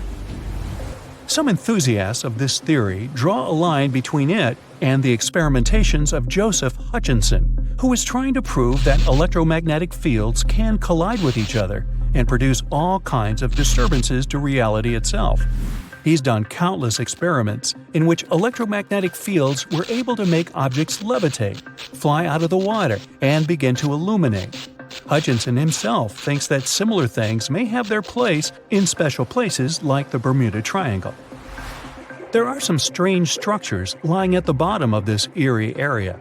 Some even reported the presence of giant pyramids here. In reality, the only giant things here are overstatements. The structures don't look like pyramids at all. They are called the Bimini Road. It lies northwest of the shore of North Bimini Island. In fact, it consists of two strange rock formations. Both look suspiciously like building blocks. Research showed that underlying ground layers beneath the Bimini Road feature nothing but bedrock, with no possible cavities in it. That totally excludes any possibility of these rocks being part of a building. In the year 1800, a large sailing vessel called the USS Pickering departed from the U.S. on its way to the West Indies. The ship sailed into the Bermuda Triangle along with its 90-man crew and was never heard from again. The USS Pickering was the first ever confirmed ship to vanish in the Bermuda Triangle. It's believed that the ship was taken out by a storm, but because no wreckage was ever found, we'll never know for sure. William Shakespeare's famous play The Tempest was inspired by the Bermuda Triangle. Sailors returned home to England to tell stories of treacherous waters near the Bahamas where ships mysteriously disappeared. These stories made it back to the bard himself and inspired his final play about a storm at sea transporting a ship to a mysterious land. The shipwreck in Shakespeare's play is based on the 17th century ship Sea Venture. The ship was carrying supplies from England to Virginia when it was struck by a massive storm in the Bermuda Triangle. Sea Venture was battered by the storm for 3 days and barely made it to the shore. Survivors of the wreck were stranded on a desolate stretch of Bermuda for 9 months. The floor of the ocean in the area is littered with shipwrecks from all over the world and of all ages. And as you can imagine, this is a sweet spot for treasure hunters brave enough to challenge the mysterious waters of this place. One of these treasure hunters was lucky enough to come across a secret map made from the orbit of the planet in the 60s during one of the first flights into space. This map reveals a lot of shipwreck coordinates in the Caribbean area. The luckiest treasure hunter in the world believed that these coordinates should lead to the remains of the ship that was part of Christopher Columbus's expedition. What he found there was a huge, unidentifiable object plastered with layers and layers of coral. It had long protrusions sticking out of it in bunches of 5 in different directions. 2 more identical objects were found nearby. Just off the coast of Japan, you'll find the Bermuda Triangle of the Pacific Ocean. Between 1950 and 1954, 9 ships disappeared in this area without leaving a trace. The ship Kaiomaru 5 was sent to investigate these unexplained disappearances when it also vanished. After this incident, the Japanese authorities labeled the area a danger zone, and sailors are encouraged to avoid it. The local people of Andros Island, part of the Bahamas, have a legend in their folklore about a giant, vile octopus-like creature named Luska. Nobody knows how big this creature could be, but they believe it is responsible for the disappearance of vessels in the area. Strangely enough, some giant octopuses were seen and even caught nearby, though they weren't nearly as big as the legendary creature.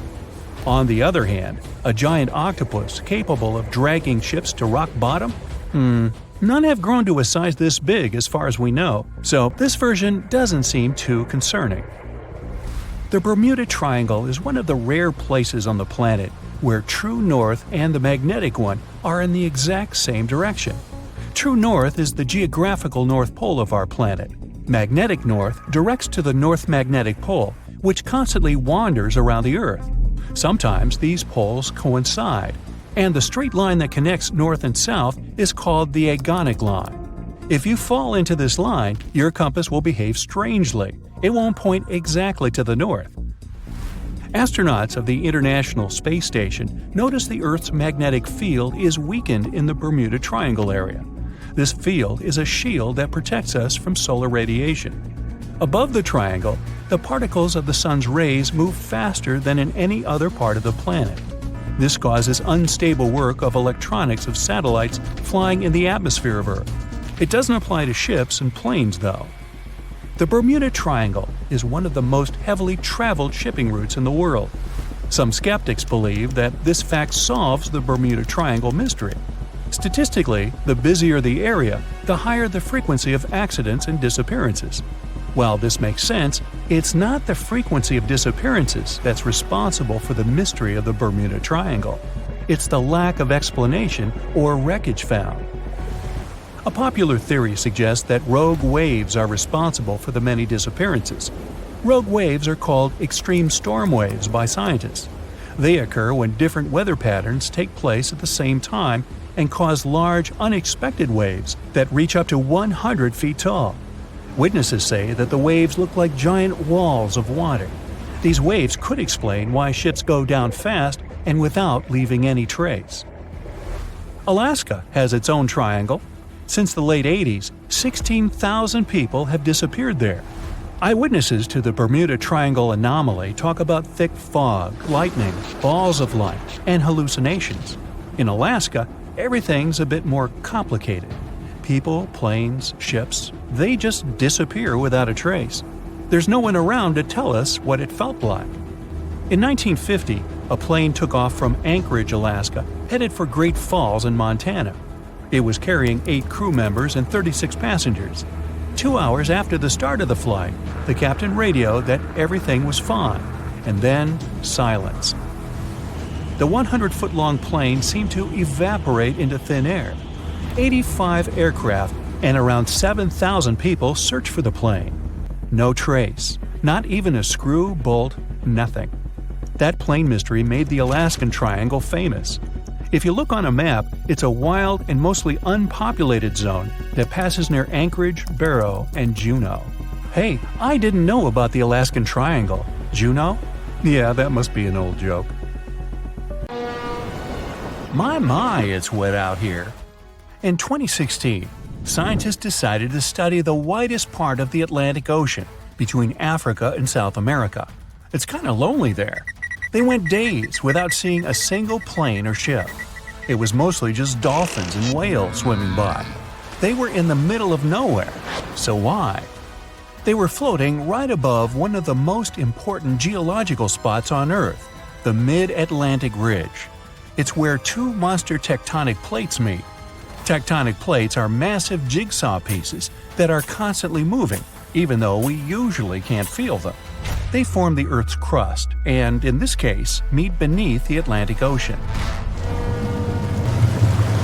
The researchers floated over the ridge and dropped down some instruments that detect waves, earthquakes, and other vibrations.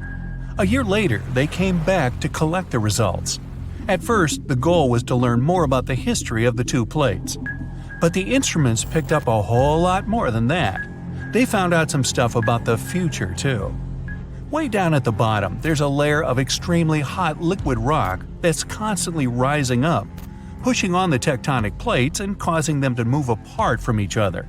That means that the Atlantic Ocean is expanding about 2 inches every year, pushing Europe and Africa away from the Americas. At the same time, its bigger neighbor, the Pacific Ocean, is shrinking. It's the biggest ocean, right now, with a huge area that's around 30% of the Earth's surface. Its average depth is 13,000 feet and is home to the famous Mariana Trench, the deepest spot in any ocean. And yeah, it's now shrinking by around 1/5 of a square mile per year.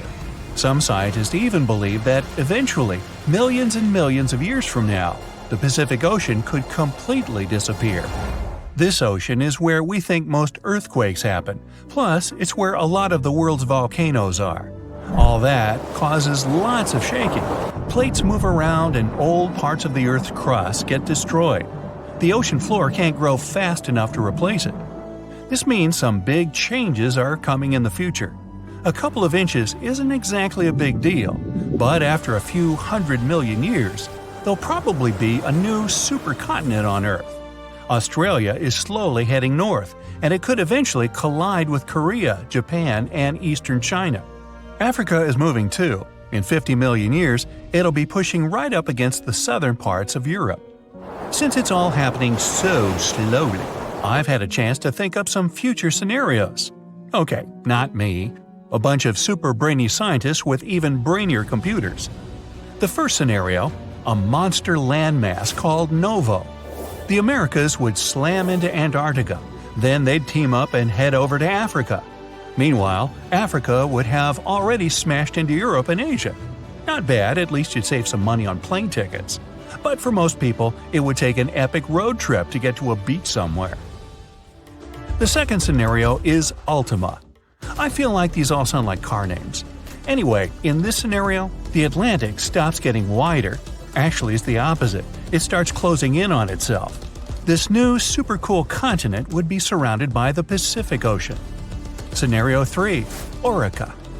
Both the Atlantic and Pacific Oceans eventually shrink down until they either disappear or end up like tiny little lakes. All the life in these 2 oceans is gone. Instead, some new ocean starts forming to replace them. And the new supercontinent? It has Australia in the corner, with the Americans and East Asia each on the opposite side of a small puddle that used to be the Pacific. The rest of the planet is one big unexplored super ocean inhabited by… who knows? I won't be around then. Number 4. Amasia. There's that car thing again. This one predicts Africa, Australia, and all the continents except Antarctica start moving north. Sorry, Antarctica, even planet Earth keeps forgetting about you. Better luck next time. Well, way off in the future, it might be possible to take a big old road trip across every continent, or drive across the African-South American border, or even get to Australia without having to take the longest flight of your life. But we've got a while to wait. What should I do for the next 250 million years? Binge watch some Brightside? Tectonic plates move at different speeds, some slower, some slightly faster. Your hair and fingernails actually grow at roughly the same speed as these beasts move. Imagine if everyone lived on one of those supercontinents. Animals would finally be able to cross continents and meet species they've never seen before. Leopards, rhinos, lions, elephants. Imagine if they got curious enough to set out on a journey out of their habitat. A lion might meet a polar bear. Kangaroos could finally leave the land down under, and birds that migrate to warmer places would have to totally reorganize their travel schedules. Who knows what the climate would be like? Playing around with the continental jigsaw puzzle isn't exactly a new thing. Our world didn't always look like this. 300 million years ago, our planet didn't have 7 continents. It had only one, a supercontinent called Pangaea. Pangaea was surrounded by only one ocean. Over time, it slowly started falling apart. At one point, South America, Antarctica, Australia, and Africa were one unit, and North America and Eurasia were another. Over time, these continents also splintered off, each heading in its own direction. Scientists have discovered many similar plants and animal fossils on continents that are separated by huge oceans. Even when you just glance at a map, you can see how Africa and South America look like two massive puzzle pieces that fit together perfectly. When you look at all the oceans and seas on a map, it may look like they just flow right into each other, like there's only one big ocean and people gave different names to different parts. You wouldn't think that if you've ever been to the place where they meet. The Atlantic and Pacific have a strict border that looks like an invisible wall separating two completely different worlds. You can clearly see different colors and waters, and they don't mix. Of course, there's no wall or any actual physical border, but not all water's the same. The Pacific and Atlantic have different densities, amounts of salt, temperatures, and a whole bunch of differences. The borders that separate two bodies of water are called ocean clines. The line you see dividing the Atlantic and Pacific Ocean is mostly caused by different salt levels. This is what layers of water with different salt levels look like. It's like they're separated with cling film, each one with a different color because it has different things growing in it. To see a clear, noticeable border, one sea or ocean has to be a whole lot saltier than the other.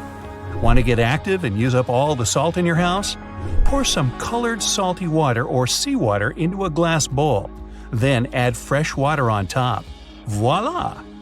The Pacific Ocean is the less salty one. That's because there are loads more rivers flowing into it. Heavier liquids are heavy, so they should sink to the bottom. But then, why is the border between the Atlantic and Pacific a vertical line and not a horizontal one? First, the difference in density of these two salty beasts may be enough to stop them from mixing, but it's not really enough to send one of them to the bottom with the other floating above it. There's another reason, and it's all about the Earth spinning around. Say you're flying from Chile to New England. If you fly straight north, by the time you get there, the Earth will have turned a bit, and you'd be nowhere near your destination. To get to the right place, the pilot needs to fly in a bit of a curve. That's sort of the same reason that currents move around in different directions. The currents in the Atlantic and Pacific Oceans move away from each other, so they don't really mix at their border, even though they're both just water. Confused? Yeah, me too. It happened 66 million years ago. Hey, it could have been September. A massive asteroid slammed into Earth, bringing along chaos and devastation. The tragic aftermath of the terrifying collision led to the extinction of dinosaurs. Yes, I'm talking about the Chicxulub asteroid that left a massive crater in Mexico and changed life on Earth forever. And now, it turns out it wasn't the only cosmic rock to hit our planet during that time. Scientists have just confirmed there was another asteroid. This second space rock wasn't as big as Chicxulub, but it still packed a punch. It crashed to the ground off the coast of West Africa, smashing into the ocean and leaving a crater called the Nader crater. And tell you what, it wasn't a small splash. The impact was so powerful, it triggered a whole tsunami. It was more than 2,600 feet high, almost as high as the Burj Khalifa, the tallest man-made structure in the world. But how did we come to the conclusion that there was a second impact? Well, this researcher spotted the Nader crater in 2022. Dr. Nicholson was looking for some high-tech scans of the ocean floor when he noticed a massive 5.5-mile-wide depression under almost 1,000 feet of water. Well, he thought it could be an asteroid impact crater, but at the time, the evidence he had wasn't solid. But now, scientists have confirmed that this is the real deal. A second asteroid did hit Earth during the dinosaur extinction era. Now, let's see how they figured all this out. For one thing, there were those super high-resolution 3D seismic images. They allowed researchers to peel back layers of the ocean floor and get a crystal-clear look at the crater. It was like going from a blurry old ultrasound to the kind of 3D scans where you can see every little feature. Their findings confirm that the crater was left by an asteroid, somewhere between 1,500 to 1,640 feet wide. And it didn't just create a hole in the ground. The impact was so intense that it produced a central peak, formed escalating ridges around the crater, and even left a damage zone that stretched out for thousands of miles. Using those super detailed images, the scientists have managed to reconstruct what happened right after the asteroid hit the surface of our planet. First, it slammed into the ocean, creating an initial bowl-shaped crater. As the shockwave spread, the seabed was shaken so violently that it triggered landslides, and the soft sediment surrounding the crater collapsed inward, creating a noticeable brim. As you already know, the impact also triggered a tsunami, and it was so shockingly powerful that its waves didn't just go outward, they actually turned back towards the crater, leaving huge scars on the ocean floor. And this wasn't just one big wave. No, it was a whole series of them, a train of tsunamis smashing everything in their path. Now, this second asteroid impact is a huge deal for scientists. It's a rare opportunity to study a marine impact crater in such incredible detail. There are only about 20 confirmed marine craters in the world, and none of them have been captured with this level of precision before. Plus, this data allows scientists to test new ideas about how craters form in water. You see, unlike craters on land, marine craters are hidden under layers of sediment, which makes them tricky to study. But with this new 3D imaging, we can look at the crater in all its layers. It's like slicing into a cake to see what's inside. Dr. Nicholson and his team are now dreaming of drilling into the crater and recovering samples from deep below the ocean floor. This would allow them to measure the shock pressure during the impact and figure out what happened in the minutes, hours, and days following the collision. Of course, the Chicxulub asteroid is still the star of the show when it comes to the dinosaurs' extinction. This space traveler was giant, somewhere between 6 and 9 miles wide. It hit Earth at a devastating angle, sending vaporized rock and gas into the atmosphere. It caused an impact winter that lasted for 15 years, because all that stuff blocked out the sun and plunged Earth into darkness. Now, probably the most intriguing thing is that some experts think the Nader asteroid might have been a chunk that had broken off from Chicxulub before it hit Earth. It's still just a theory, but if true, it could mean that Earth got hit by a double whammy from space. Now, let's travel back in time to the year 1908 in Siberia. Look around. You see nothing but trees and rivers. And suddenly, a huge object, around 150 to 300 feet in diameter, dashes through the Earth's atmosphere. Is it a comet? An asteroid? Scientists aren't sure. What they do know for sure is that this intruder blew up in the sky over Tunguska, leading to one of the most powerful blasts in recorded history. It completely leveled the forest below, knocking out 80 million trees over an area of around 830 square miles. And that's an area larger than that of cities like Los Angeles or New York. The trees were literally flattened, and their trunks were stripped of branches. They were also arranged in a bizarre radial pattern around the epicenter. But what if this explosion had happened over a city? Every single building would have been destroyed, and countless lives would have been lost. Luckily, this disaster occurred in a super remote part of Siberia. The creepiest thing, though? When scientists finally reached the area years later, they found no impact crater. No wonder it led to even more mystery.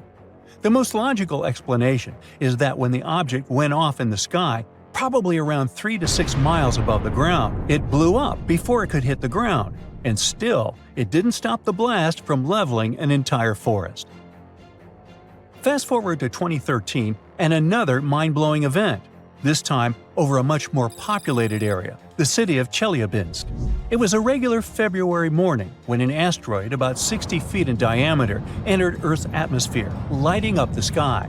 It was moving at a staggering speed of around 43,000 miles per hour. It blew up in midair, about 18 miles above the city. It was a horrific view, but luckily, the asteroid disintegrated high enough in the atmosphere without hitting the ground. If it had touched down, the city would have been in big trouble, because even though there was no direct impact, the explosion still created a shockwave that tore through the atmosphere, hitting the ground with enough force to shatter windows all over the place. The blast damaged around 7,200 buildings, but fortunately, there were no direct fatalities. Still, it was a major wake-up call. This wasn't just some far-off cosmic event like Tunguska. This asteroid exploded over a modern populated area, and the damage was very real. The good news? Scientists are getting better at spotting such objects before they get too close. Space agencies around the world, like NASA, are tracking near-Earth objects to figure out which ones could pose a risk. But as we can see from these two events, sometimes space rocks can still sneak up on us. And while the chances of a major impact are low, the stakes are really high. At the moment, there's one asteroid that NASA is keeping an eye on. It's called Bennu, and it's about the same size as the Nader impactor. Bennu is considered one of the most hazardous objects in near-Earth orbit. According to NASA, there's a small chance it could hit the Earth between the years 2178 and 2290, and the biggest risk date is September 24, 2182. But don't freak out just yet. The odds of the impact are only 1 in 2,700, but still, it's a reminder that Earth is always in the cosmic firing line. Oh wow, there's a hole in the bottom of the ocean! It seems that the ocean has a leak. But it's not like a leak you would expect, where water is flowing out. It's more like a spring since water is flowing in, not out. This unique leak is something we know as Pythia's oasis. A grad student was the one who accidentally discovered it. He noticed bubbles that were rising to the surface. Normally, bubbles in the ocean tell us there might be some hydrothermal vents, which are hotspots for some pretty cool things. These vents are actually like hot springs on the seafloor, but instead of bubbling with warm water, they release a fluid that has been superheated in the crust of our planet. When seawater seeps into these cracks and travels deep into the crust, it comes into contact with the extremely hot mantle. This heats seawater to very high temperatures, and as it moves back up towards the surface, it carries dissolved gases and minerals. When the hot fluid shoots out of the vents, it mixes with the surrounding seawater and quickly cools down. Just a short distance away from the vent, the temperature can drop to a comfortable 68 degrees Fahrenheit or so, which is, as it seems, exactly what some creatures like. And there are some real weirdos living down there in the darkness, like ghostly fish, giant red-tipped tube worms, and a unique type of shrimp with eyes on their back. And some of them, like tube worms and bacteria, rely on the chemicals and minerals released by the vents to survive in harsh conditions. But in this case, the bubbling water didn't come from a hydrothermal vent. It was there because of a spring, and that's a bit more concerning. You see, the water in this reservoir needs to stay where it is. If too much of it seeps out, there could be some serious consequences, especially for the surrounding area. You can see this unusual leak along the Cascadia subduction zone, which is a massive fault line off the Pacific Northwest coast. It's a place where two pretty big plates that make up Earth's crust come together and slide along each other. The water from Pythia's oasis kinda acts as a lubricant between these plates. You can think of the fault zone as an air hockey table. When the fluid pressure is high, it's like you've turned the air on. That means the friction between the plates is reduced, which allows the plates to move. But if the fluid pressure is lower, the two plates can lock together, which then leads to the buildup of stress. Not that they'll feel bad. In the context of tectonic plates, stress is some pressure or force that can cause deformation. And if this stress starts to build up, at some point, it's gotta go somewhere. When it's too much, it can trigger earthquakes and most likely, not small ones.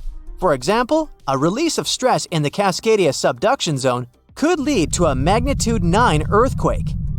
For comparison, the biggest earthquake we've ever recorded happened in Chile in 1960, and it had a magnitude of 9.5. The damage was enormous. So we hope the water will stay in its reservoir and keep maintaining the delicate balance between the tectonic plates. We've explored only 5% of the ocean.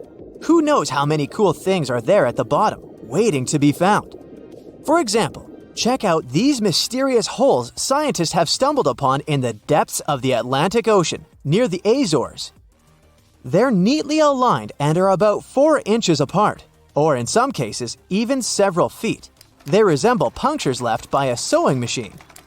Some think these holes could have a biological origin. For instance, some fish may have made them while walking along the seafloor. Others believe we could be looking at something that's human-made, maybe left by a spiked tire. Of course, such holes are perfect for making up stories about creatures from other planets who allegedly made them. Or maybe even legendary monsters, like that one from Loch Ness. It's definitely hard to explain such symmetry of the holes, but one deep-sea biologist offered a pretty good explanation. He said there could be an animal burrowing beneath the sediment, and from time to time, it could make little chimneys just to get access to clean water circulation in its small burrow. I mean, there are sediment piles around the opening of each hole, and they do support the idea that something pushed the soil from below. But there's still no proof these holes are actually connected beneath the surface. And there are also a lot of things hidden at the bottom of the oceans and seas that ancient civilizations left us. For instance, archaeologists made a really cool discovery off the southern coast of Croatia, a road hidden under layers of sea mud that's 7,000 years old. They found the ancient road at the sunken Neolithic site of Solin. The site of Solin was a human-made island in ancient times, and an archaeologist discovered it 2 years ago. He was studying satellite images of the area around Korčula, one of the beautiful Croatian islands. When he realized there could be something interesting at the bottom of the sea, he dove into the water with his colleague. And under the surface of the Adriatic Sea, which is part of the Mediterranean Sea, at a depth of 13 to 16 feet, they found stone walls that were most likely part of some ancient settlement. The landmass where people built the settlement was separated from the main island by a narrow stretch of land. Luckily, this area is protected from big waves by the surrounding islands, so the site remained relatively well preserved. It's now hidden beneath the surface of the sea and covered in mud. But it's so exciting to imagine how people walked on that road nearly 7,000 years ago, visiting nearby settlements. If you want to see the weirdest creatures, you can always head to the bottom of the sea. Actually, scientists have determined there could be more than 30 potentially new species at the bottom of the Pacific Ocean. They've collected them using their remote-controlled vehicle. That's a big step because until recently, they could only study such creatures through photographs. I'm talking about segmented worms, different types of coral, some invertebrates similar to centipedes, and many others. But there are also many old freaky creatures that we already know about that look like they came from sci-fi movies. Red octopus, blobfish. Okay, this one kinda looks normal until you raise it to the surface. The goblin shark, Sloane's viperfish, zombie worms. Ugh. Yeah, I hear ya. Let's move on. The seafloor hides things from space too. There are traces of rare forms of plutonium and iron at the bottom of the Pacific Ocean. And what's awesome is that all this has come from space. These radioactive materials probably formed during some kind of cataclysmic event in space and eventually made their way out to our beautiful home planet. And this extraterrestrial debris most likely appeared on Earth within the past 10 million years. After it fell to the Pacific Ocean and settled at a depth of almost a mile, it became part of all those layers of rock down there. Plutonium is especially exciting for scientists. I mean, only tiny amounts of it have been found. Hundreds of atoms maybe. But it's still remarkable because these atoms are created by exploding stars. Things like this can help us better understand how the universe produces elements heavier than iron, like plutonium, gold, uranium, and platinum. We're still not sure about the origins of these elements. For a long time, scientists believed that supernovae, which is when a star comes to its end in a fabulous explosion, were responsible for creating these heavy elements. But it seems it's not just that. Some other cosmic events, such as the collision of neutron stars, which are super dense collapsed stars, or some rare types of supernovae, could also be involved. Whoa, let me get my popcorn! For years, scientists have been struggling to explain bizarre sounds, some repeating, some heard only once, that come from the dark depths of the ocean. From bewildering hums to worrying bloops, the water transmits outlandish acoustic phenomena. One of these mysterious noises got named the upsweep. For the first time, this long train of sounds was registered in 1991 in the Pacific Ocean. One of the most unusual things about this signal is that it keeps changing, as if trying to confuse researchers even more. Like some unearthly howl, it varies from high to low frequencies and then back again, and you can hear it better in the spring and fall than in the winter and summer. Why the upsweep? It's simple. The sound travels from the bottom of the ocean towards its surface, as if sweeping up. Scientists do have a theory explaining this phenomenon: the activity of undersea volcanoes. Hot lava pouring into ice-cold ocean water could theoretically create such noises, but there's no proof found yet. Plus, the sound has been declining since 1991, even though it can still be detected. The bloop is the name given to an ultra-low frequency and incredibly powerful underwater sound that was recorded in 1997 by the U.S. National Oceanic and Atmospheric Administration. The bloop continued for approximately 1 minute. Having started from a low rumble, it gradually rose in frequency. It also kinda mimicked the noise created by marine animals, but its volume was so great that no living creature known to science could have made it. When the bloop occurred, underwater microphones managed to record it from a distance of 3,000 miles away. Rumor has it that the noise might have something to do with the fictional half-octopus monster Cthulhu, or some other colossal deep-water creature. But if you don't believe in monsters, science has another explanation: iceberg fracturing. The thing is that icequakes recorded in the Scotia Sea resemble the mysterious bloop a bit too much for it to be a coincidence. The whistle resembles this annoying sound when a kettle of boiling water is telling you it's time to make a cup of tea. But even though it may not be as blood-curdling as some other bizarre ocean sounds, it doesn't make it any less mysterious. Plus, the whistle is very elusive. In 1997, only one underwater microphone was able to pick it up, and therefore, researchers didn't manage to pinpoint the source of the noise. The most likely cause of the sound is an eruption of one of the submarine volcanoes. Have you ever heard of Julia? No, not your neighbor. I'm talking about this otherworldly sound. Listen to it. It was recorded in 1999 by the U.S. National Oceanic and Atmospheric Administration.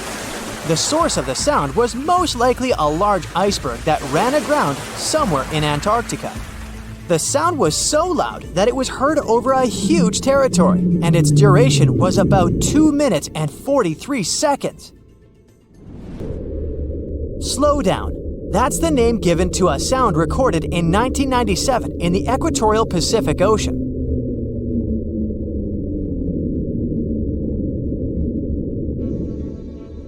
The sound was called this way because it slowly decreased in frequency over 7 minutes or so. it's been picked out a few more times since it was recorded for the first time. The source of the sound isn't very mysterious. Most likely, it was produced by a massive iceberg that became grounded in Antarctica, or it was caused by moving ice. By that, I mean the friction produced by a large ice sheet moving over land. The loneliest whale sound is often called the 52 Hz whale, because the animal that creates it calls at a unique for these creatures frequency. When you listen to this sound, it sounds like a low bass note. At the same time, it's much higher than the normal frequency of the whale call, which rings between 10 and 40 Hz. Interestingly, scientists have been listening to the world's loneliest whale for decades, but haven't managed to figure out its precise location. Nobody knows whether the mammal is male or female, what species it is, or if the animal is still alive. After all, for the last time, its call was recorded in 2004. Earth-shaking booming sounds have been reverberating off some parts of North Carolina for more than 150 years. Called Seneca guns, they're most often heard near the coast. The sounds are so powerful that they often rattle window panes and sometimes vibrate entire buildings. They can last from 1 to almost 10 seconds. Even though scientists haven't cracked this mystery yet, there are some theories. They range from earthquakes to severe distant storms and quarry blasts. But even though the ground trembles every time the phenomenon occurs, no seismic activity coincides with these events. So far, scientists have come to the conclusion that the mysterious sounds happen in the atmosphere, not on or under the surface of our planet. If this theory is true, bolides might be the answer. These extremely bright meteors often explode once they enter Earth's atmosphere. Or Seneca guns might be born in the ocean. Sometimes, when enormous waves collide far away from the shore, you can hear it, even if you're nowhere near the coast. Seneca guns are a type of skyquakes. You don't need to travel to a particular part of the world to hear one of those. Mysterious sonic booms ramble from the sky everywhere, from the US to India and Japan. Just like Seneca guns, this sound phenomenon occurs mostly near the coast or a big body of water. Rattling glassware and windows in the nearby houses, skyquakes could be connected with ultra-fast airplanes breaking the sound barrier. But people started hearing the first skyquakes in 1824. The theories trying to explain this phenomenon include sand dunes shifting, meteors entering the atmosphere, distant volcanoes erupting, Earth's crust cracking during earthquakes, and even gas bursting out of underground vents in the sea or lake bottom.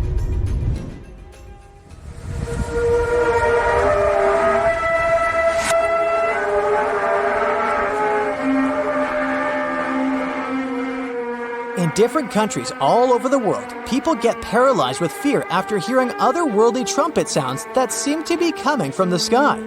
The inhabitants of the US, Canada, Australia, Germany, and the Philippines have already heard this hair-raising noise since it was first recorded in 2008. These sounds are sometimes called the sound of apocalypse. And although until recently, nobody could understand the origin of the sounds, NASA claims that there is nothing to be afraid of. The noise can be coming from our own planet. Usually, it's quiet and thus inaudible to the human ear. But when it gets louder, the outcome is the very trumpet sounds that scare people all over the world. Bristol hum started in the 1970s when hundreds of Bristol inhabitants began to talk about a bizarre noise audible only at night. The noise was a low-level hum, and nobody could identify or trace the source of the sound. But the strangest thing about the noise was that one day, it stopped as abruptly as it started. But not before people in other towns across Britain reported hearing similar sounds. Some time ago, the mysterious sound returned. In 2015, a group of French scientists claimed that they had solved the mystery of the Bristol hum. They stated that the culprit was ocean waves that made the ocean floor vibrate. But while it was all good and well, it didn't explain why the sound was around for only several years or why it chose to return. If you ever come to the town of Taos in New Mexico, don't let another strange and unexplained phenomenon send you running for the hills. This phenomenon is a faint, low-frequency hum ringing in the desert air and grating on your nerves. Even stranger, only 2% of people who live in Taos hear this noise. But for those who do, it's unstoppable torture. On top of that, everyone describes the sound in a different way, from a quiet whir to an eerie hum or even persistent buzz. And while some people believe that the Taos hum is the result of unusual acoustics, the others suspect a bad case of mass hysteria. No one has located the origin of the hum yet. On a sunny day, a man was diving in shallow waters near South Africa. At one point, he saw something that didn't catch his eye at first. A pile of shells that looked as if it had been put together.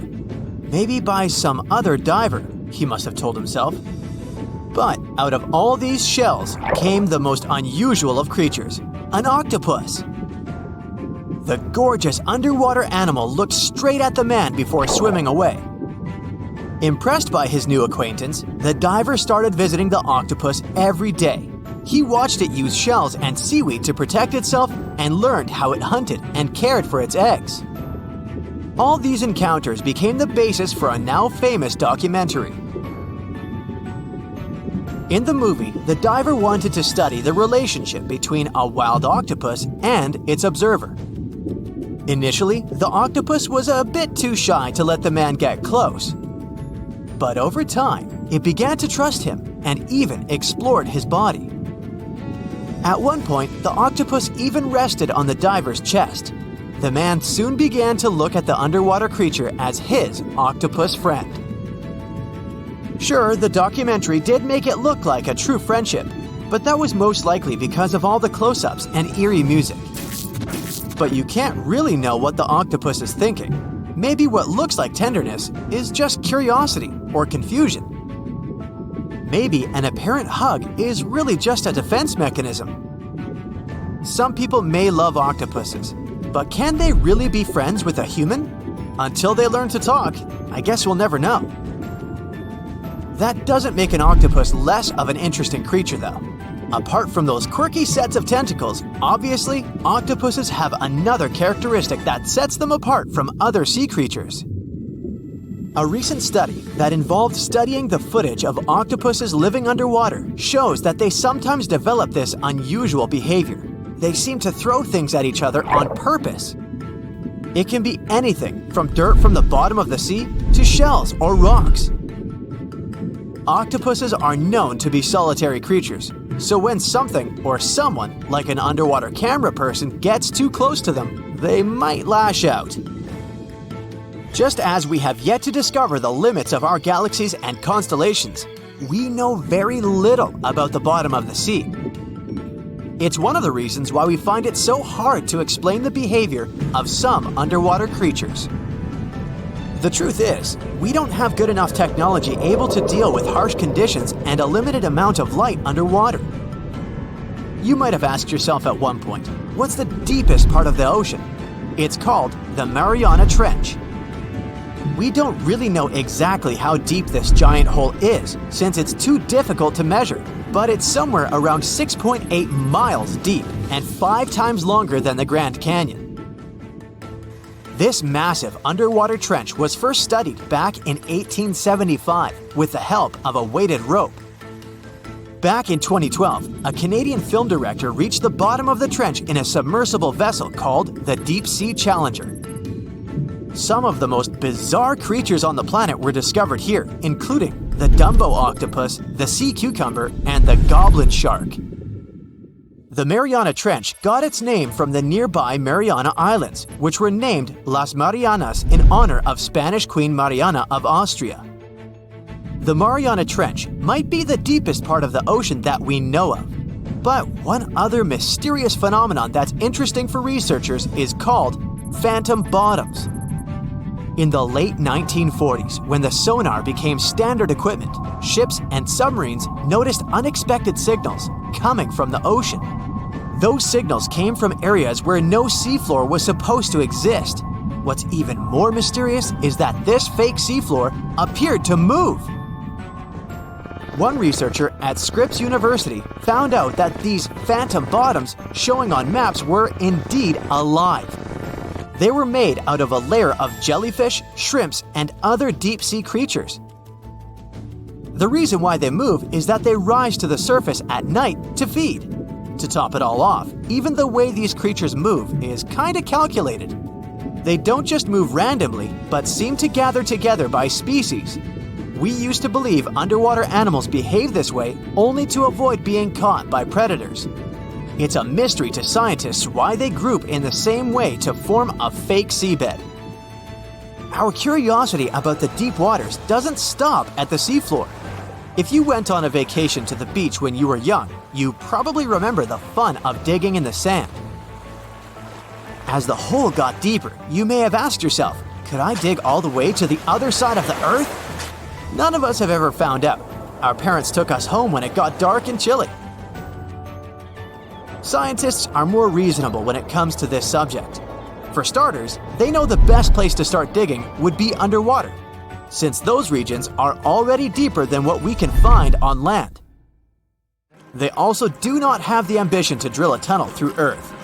It's not even possible. That's mostly because of the extreme heat and pressure inside our planet. Even if we could technically dig a tunnel, it would not be safe to travel through it. However, reaching the mantle and retrieving a sample would be a huge scientific achievement, similar to landing on the moon. What we live on is called Earth's crust. Underneath it, there are other layers called the mantle, outer core, and inner core. Researchers have been trying to drill into Earth's mantle since the 1960s, but they haven't succeeded. Some failed due to technical issues, and others were unlucky and chose the wrong places to drill. Our planet's mantle is made of molten rock. Wouldn't that be dangerous if we ever reached it? Scientists say we have nothing to worry about, though. If and when the drillers eventually pierce through the crust underwater, hot molten rock won't pop up the hole and spill onto the seafloor like it would during a volcanic eruption. Mantle rocks aren't solid, sure, but they move slowly, at the same speed as your fingernails grow. Another of those famous deep-sea mysteries is that of the 1997 bloop. You heard that right. I'm talking about a weird sound that seemed to come from deep under the waves.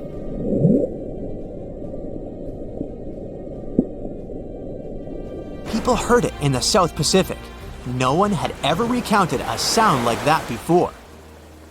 Some thought it must have been emitted by a strange creature living deep in the ocean. It didn't help that the noise came from a location mentioned in a story by famous writer H.P. Lovecraft. In his story, it was a creature called Cthulhu that lived there. In the novel, the author described it as a large, human-like monster with tentacles on its face and wings on its back. For many years, people tried to figure out where the noise came from. It wasn't until 2005 that they concluded it was from icebergs breaking off of glaciers. Some people still don't believe that this explanation truly makes sense and are searching for a different reason for the bloop. If creatures living outside of our planet ever decided to come to visit, you wouldn't expect them to go straight to the bottom of the sea, right? Well, some people claim there's a sort of spaceship on the ocean floor, discovered in 2011. It's basically an oval-shaped object located on the bottom of the Baltic Sea. In 2012, a team of divers explored the anomaly and found what appeared to be a staircase and other structures on its surface. This only added to the belief that the large object had been made by someone and wasn't just a natural phenomenon. Even more bizarre, close to the unidentified anomaly, the explorers' electrical equipment, like sonar instruments and satellite phones, started to malfunction. Some scientists believe it just to be a glacial deposit or some other natural formation, but they still don't know for sure what it is. Ever wonder why, despite all our advancements in technology and science, there's a vast expanse of our own planet that we barely know about? Believe it or not, over 80% of our oceans remain uncharted territory. It's as if we've got this massive aquatic playground in our backyard, and we've barely scratched the surface. Also, did you know that only about 7% of our oceans have a special tag called Marine Protected Areas, or MPAs? How come this colossal body of water that envelops most of our planet is also among the most vulnerable and misunderstood spaces in the universe? Pressure has a lot to do with it. Our deep ocean is a beast of a place with no visibility, freezing temperatures, and pressure that's so intense that in certain areas it would make you feel like you're having the weight of 50 jumbo jets on your body. No wonder we're having an easier time sending people into space than to the bottom of the ocean. The deeper you go into the waters, the more pressure piles up. But let's not forget we have tech on our side, right? Scientists now use these cool satellite technologies that track the color of the ocean to check how much phytoplankton is there, for example. Why is this important, you might ask? Because these little plant-like critters are actually pretty major players in our big blue oceans. In the grand scheme of things in the aquatic world, phytoplankton is like the bedrock of the ocean food chain. It gives life to almost everything, from the tiny zooplankton, which are animal-like microorganisms, to those colossal, magnificent whales. When these technologies first came around, satellites could get clear images of the ocean faster than a ship could take the same number of measurements in 10 years. But it's not all about looking at the ocean from space. Sometimes you gotta dive in there and see it for yourself. Thankfully, we've come a long way in ocean exploration tech too. We've got things like floats and drifters that ride the ocean currents while collecting data, and a whole fleet of underwater vehicles, some of which are manned, some remote controlled, and some even autonomous. Remember James Cameron, the guy who made the movie Titanic? He's super into exploring the ocean, and in 2012, he set a record by going down to the Mariana Trench in a vertical torpedo sub. He thinks there's nothing like being in the ocean and experiencing it firsthand. Other companies use a mix of technologies for their ocean explorations. It led them to discover amazing stuff like a deep-sea coral reef near Morocco, the only one still growing in the Mediterranean Sea. They've also discovered new species and documented ones previously thought to live only in the Atlantic. These efforts have convinced local authorities to declare some places as marine parks. As with most scientific areas, the road isn't without its bumps. These expeditions can cost quite a lot, and the lack of detailed maps and data only adds to the challenge. We can't always rely on bathymetric information, meaning the study of the ocean floor, because it's often not available. And that's the tricky part. We need to explore more to know more, but getting the funds for these kinds of projects can be tough when there are so many unknown variables. One particular company's explorations have helped protect nearly 4 million square miles of ocean so far. The data they collect during their expeditions is invaluable. It's used to identify new species, locate vulnerable habitats, and even show where threatened species are being overlooked. Their work helps dismiss excuses from local authorities who claim they lack the necessary information to establish more MPAs. The same company supports a goal known as 30 by 30, aiming to protect 30% of our oceans by 2030. It's a big target, and there's a long road ahead, but ongoing ocean exploration can provide the proof needed to keep more of our oceans safe. We also need to set aside areas for protection and research, even when we don't have all the facts just yet. On that note, some cool scientists have recently stumbled upon a gigantic and mysterious world beneath the Pacific Northwest coast's ocean floor. The best part is, this massive realm of life is pretty much cut off from the rest of the world above, making it like a secret underground club that only the best microbiologists have access to. Picture an active city, except the city is microscopic cracks in the basalt rocks of our oceanic crust, and its residents are microbes. These tiny creatures aren't like you and me. They don't rely on sunlight or the organic products of land and water ecosystems for sustenance. Instead, they thrive on chemical reactions with rocks and seawater. Scientists call this type of life chemosynthetic, which sounds complicated, but it basically means life sustained by chemical reactions. While this sort of life has been found deep in mines and around seafloor hydrothermal vents, The scale at which these creatures are found under the oceanic crust is unprecedented. It might even be the most extensive ecosystem on Earth. A geomicrobiologist from Denmark was part of the team that made this discovery. He claimed that over 50% of our planet's surface is oceanic crust, which is an average of 4 miles thick. Imagine the size of this chemosynthetic party happening down there. This discovery didn't happen overnight. Since the 90s, scientists have found weird tiny holes in the basalt rocks that make up much of Earth's outer crust. They seem like they might have been made by bacteria, but hey, there was supposed to be no life there. I mean, imagine trying to survive in a place that's hot, deep, dark, dense, and mostly devoid of the organic compounds we need for life. Yet, here they are. In the following years, more pieces of the puzzle fell into place. Scientists found that the oceanic crusts had different conditions at the centers and edges.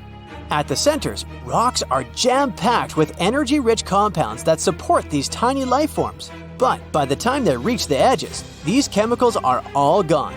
Fast forward to now, and it's time to put the puzzle together.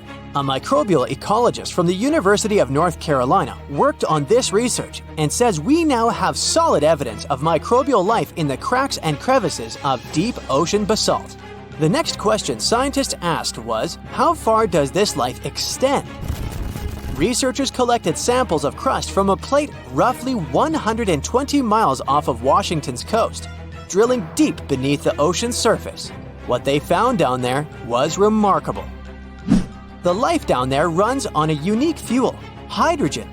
Yep, in the absence of sunlight, hydrogen provides the energy for all their biological processes. These microbes use hydrogen to transform carbon dioxide into organic matter. This matter and other byproducts, like methane, then fuel other organisms, creating a network of life. Of course, the life down there isn't as complex as the one we know up here. Scientists doubt there will be any multicellular life under the ocean because it's too hot and energy poor. But hey, who knows? This universe under our oceans still has a lot to reveal. This whole thing is significant for many reasons. First, it confirms that life can exist in places without oxygen, which changes our perspective on where we can find life. This makes us wonder if life could exist under similar conditions on other planets, where surface conditions might be too harsh. The implications on Earth are also profound. If a large portion of life exists in the oceanic crust, then our understanding of life on our own planet could be completely changed. This exciting discovery stretches our understanding of life and prompts us to keep exploring the mysterious depths of our oceans, pushing the limits of our understanding. NASA is also in on the whole deep sea exploration project. Why? Shouldn't they be preoccupied with outer space? Because they're hoping to find hints about what the oceans on other planets might look like. NASA specialists are really hopeful that by unearthing underwater secrets, we can solve some of the big questions about space. Plus, they're testing some nifty equipment for future journeys across our solar system. Okay, let's try something together. Open any world map you have available. It can be the one you find in your bookcase or even an online version. Take a look at the vast area covered by water. That's 71% of the Earth's surface. And all of that is salt water from the world's oceans. There aren't any borders between the four oceans we've all come to know, but oceanographers and the world's countries did traditionally split these waters into four distinct regions: the Pacific, Atlantic, Indian, and Arctic Oceans. And here comes the big surprise. The scientific community has recently recognized the fifth body of water. It's called the Southern Ocean, and three of the four original oceans border it. It circumnavigates Antarctica and the lower portion of the globe and reaches Australia and the southern portions of Africa and South America. What makes this ocean so special? How did the scientific community eventually recognize it? And more importantly, what mysterious creatures does it hide? Let's find out. The Antarctic Ocean, or the Southern Ocean, was first mentioned back in 1937 in the second edition of the International Hydrographic Organization's Limits of Oceans and Seas. That's a mouthful. Back then, this organization considered that it was wrong to consider the Antarctic Ocean as its own distinct body of water. Why? Well, because at that time, an ocean was defined as water surrounded by land and not water surrounding land. However, they reconsidered it in 2000 and voted to include this ocean in the official list. They also decided on the name Southern Ocean over the commonly used Antarctic Ocean. Finally, the organization concluded that the ocean should be considered as ending at the 60th parallel south latitude. But how old is this ocean? Well, many specialists believe it to have formed only 30 million years ago, which would make it the youngest of the world's oceans. It was created when Antarctica and South America moved away from each other during the early stages of our planet's development. This unique water current is a distinctive component of the Southern Ocean, as it helps keep the waters flowing around the icy continent. It's called the Antarctic Circumpolar Current, and it moves to the east with incredible speed. It's estimated that it moves an enormous amount of water per second. Some of the disputes regarding the Southern Ocean also have to do with this amazing current. Some specialists believe it separates the water of the Southern Ocean from the waters of the nearing Atlantic or Pacific. Only the rapid circulating water is considered the Southern Ocean. On the other hand, though, a handful of scientists say that the current actually makes the naming issue more complex by not limiting the waters to a specific geographic location. They believe that the waters in the current are different in terms of composition from waters in the northern oceans because they are way colder and have a lot more salt. Sailors don't really like this new body of water, mostly because of the frequent cyclone-like storms that it experiences. They happen because of the big temperature difference between the ice packs and the ocean waves. As a result, these storms are very difficult to surpass for any sailors that happen to encounter them. I mean, really, these are the strongest winds found anywhere on our planet. More so, the vessels going through this area must also be wary of the frequent icebergs that may pop up every now and then, and also of the low surface temperatures. Just to paint you a better picture, some of the icebergs found here can span over several hundred meters and can exist all year round, regardless of the season.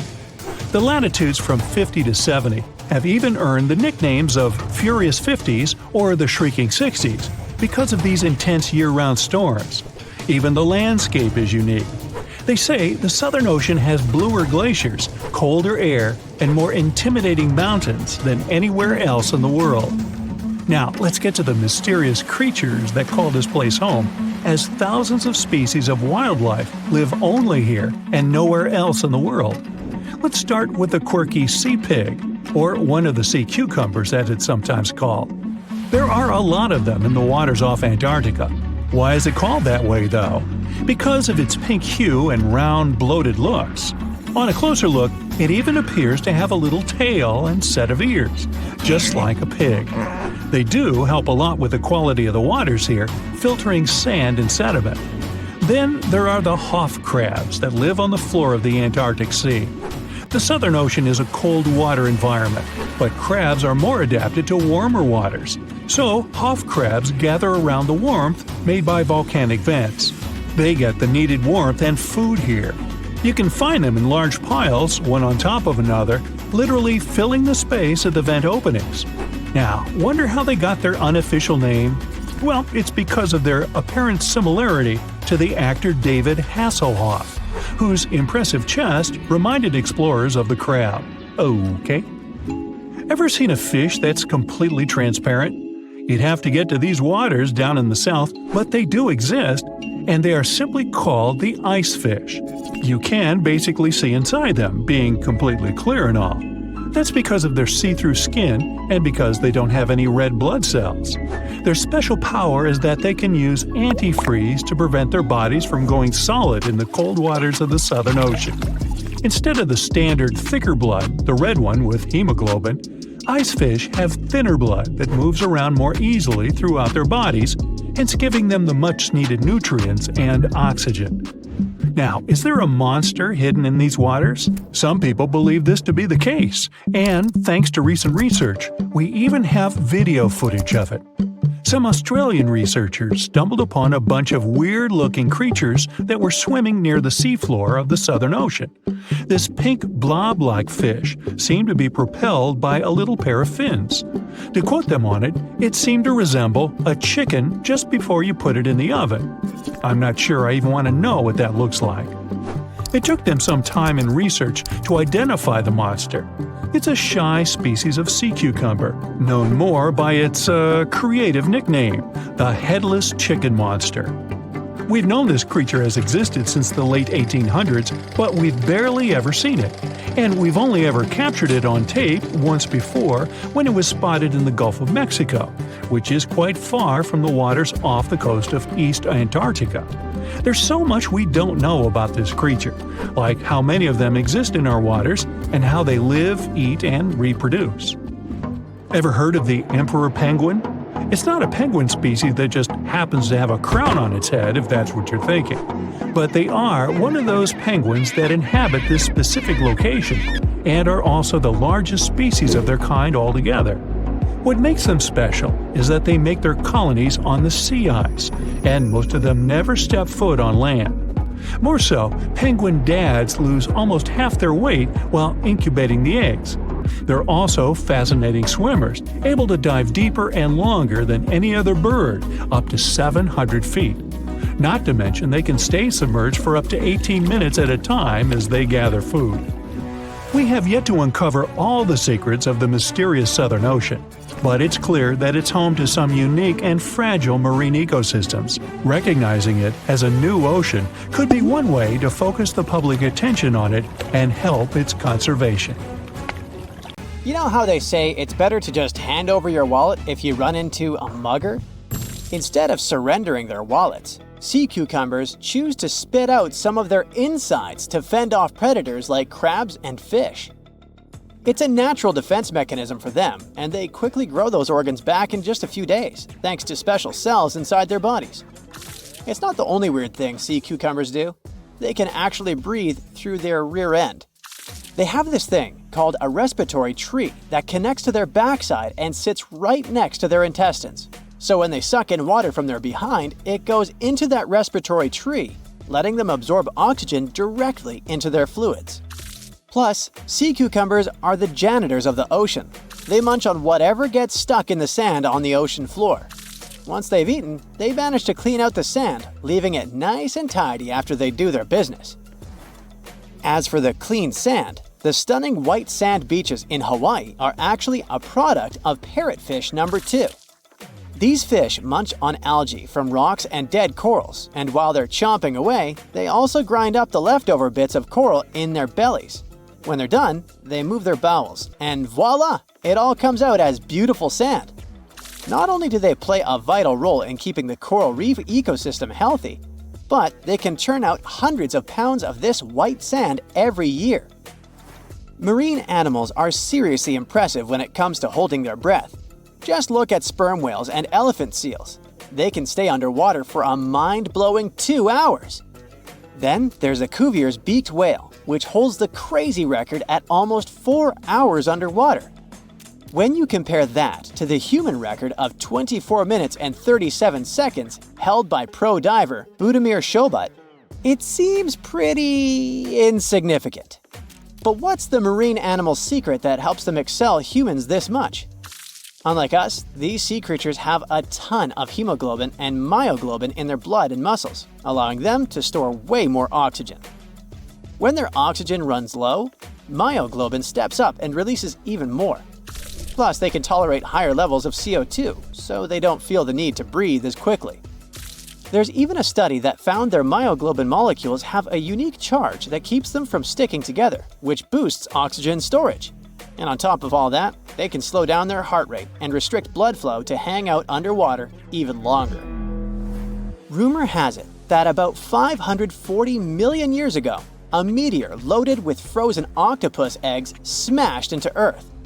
Sounds like a delirium, but some scientists are entertaining a very questionable idea that octopuses and their cephalopod buddies, like squids and cuttlefish, might actually have some extraterrestrial origins.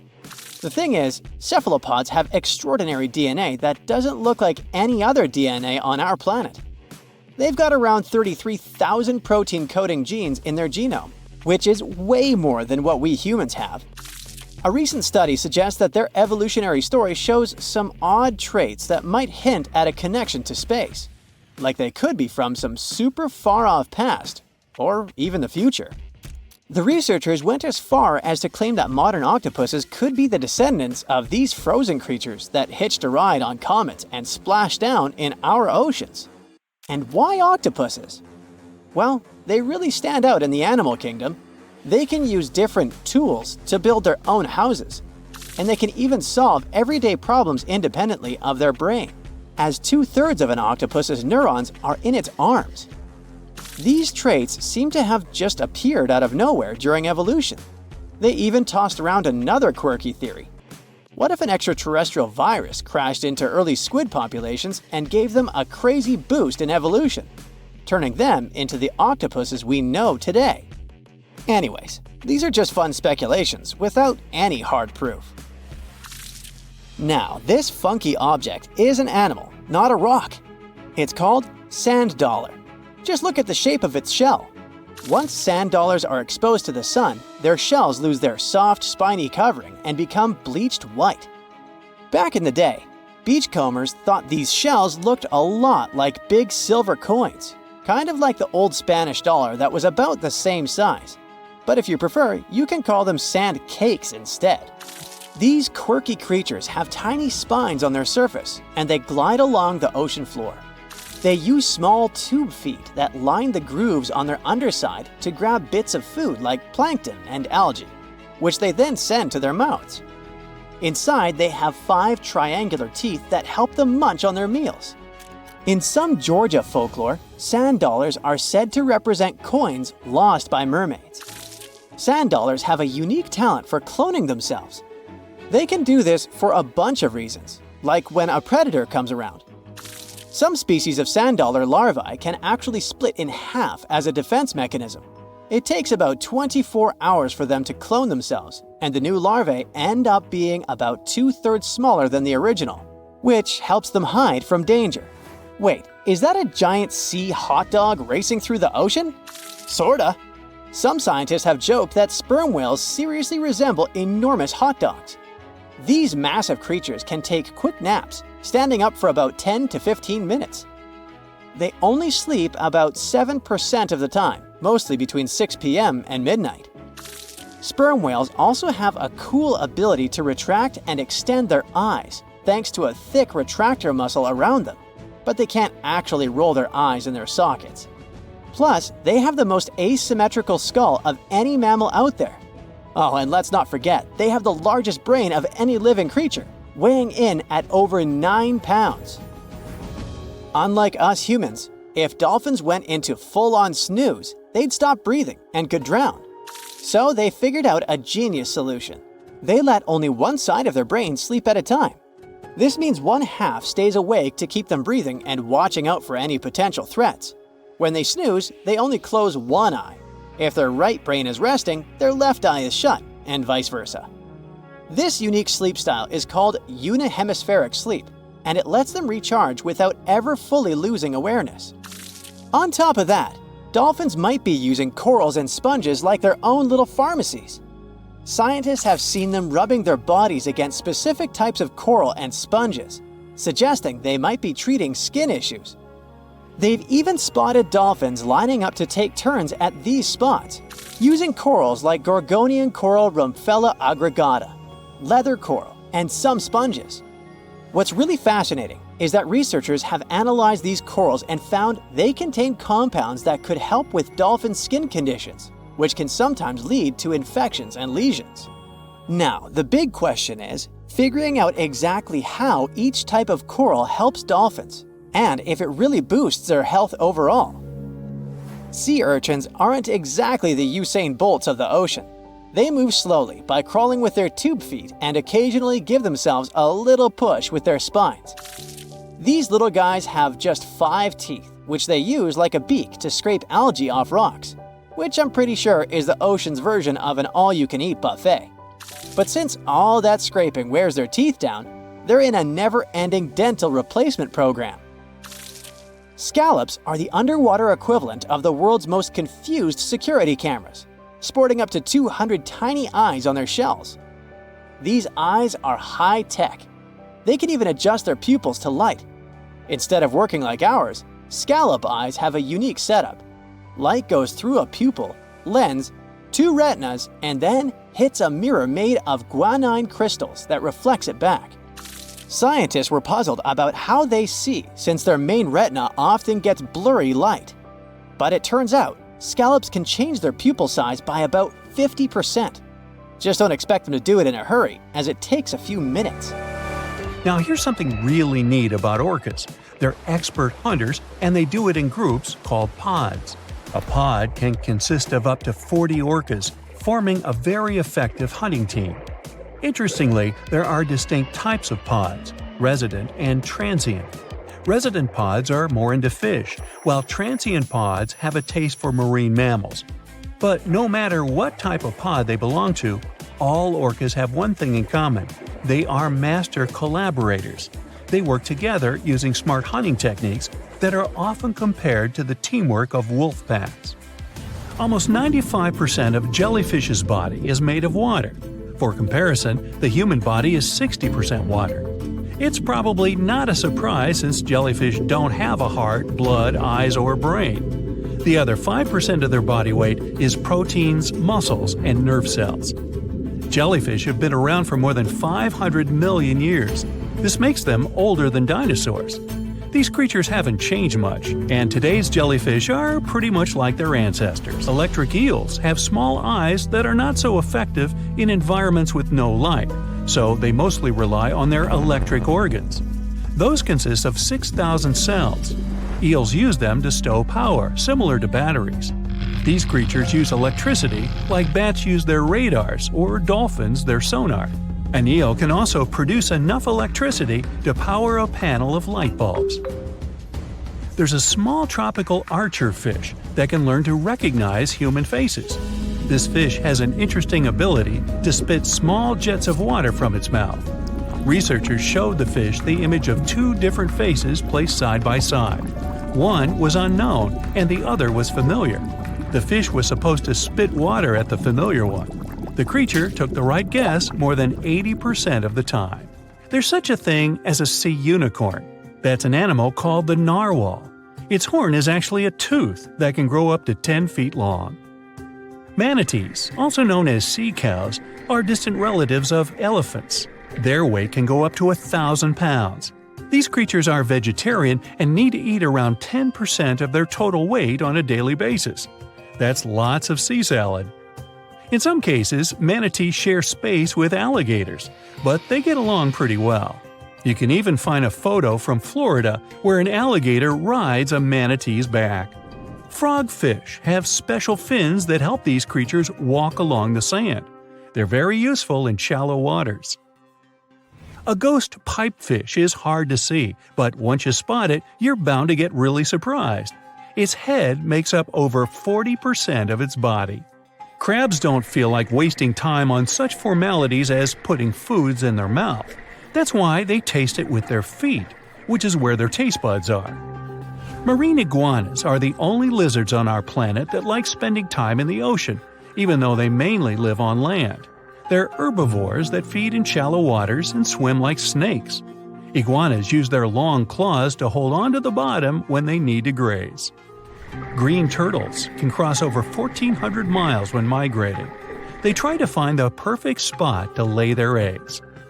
Penguins sort of fly when they're underwater, reaching a speed of 25 miles per hour.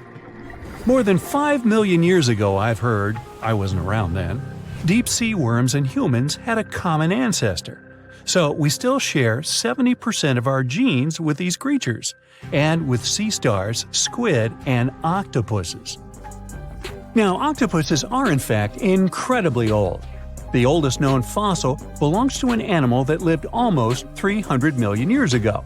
FYI, this is before our dinosaur buddies roamed the Earth. Wait, there's more! Octopus arms have a mind of their own. That's because 2/3 of their neurons lie in their arms, not in their heads.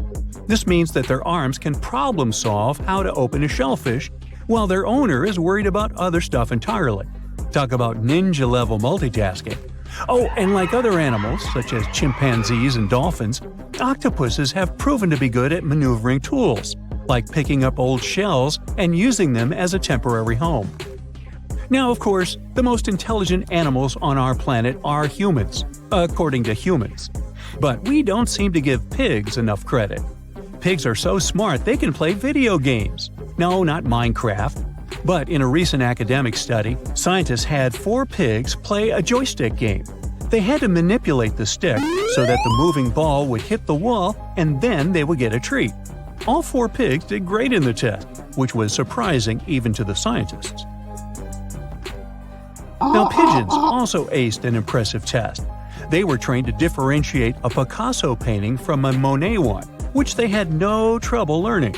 Then they were able to apply this knowledge, identifying works of art they had not previously seen, meaning they really understood the difference between each painter.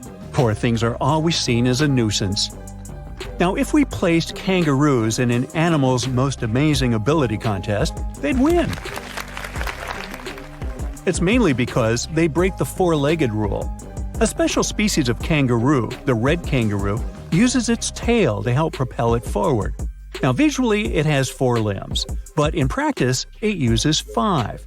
They're biologically built to use their tail as a 5th limb, since it's packed with articulated vertebrae and thick muscles. Of course, it had to be an Australian animal.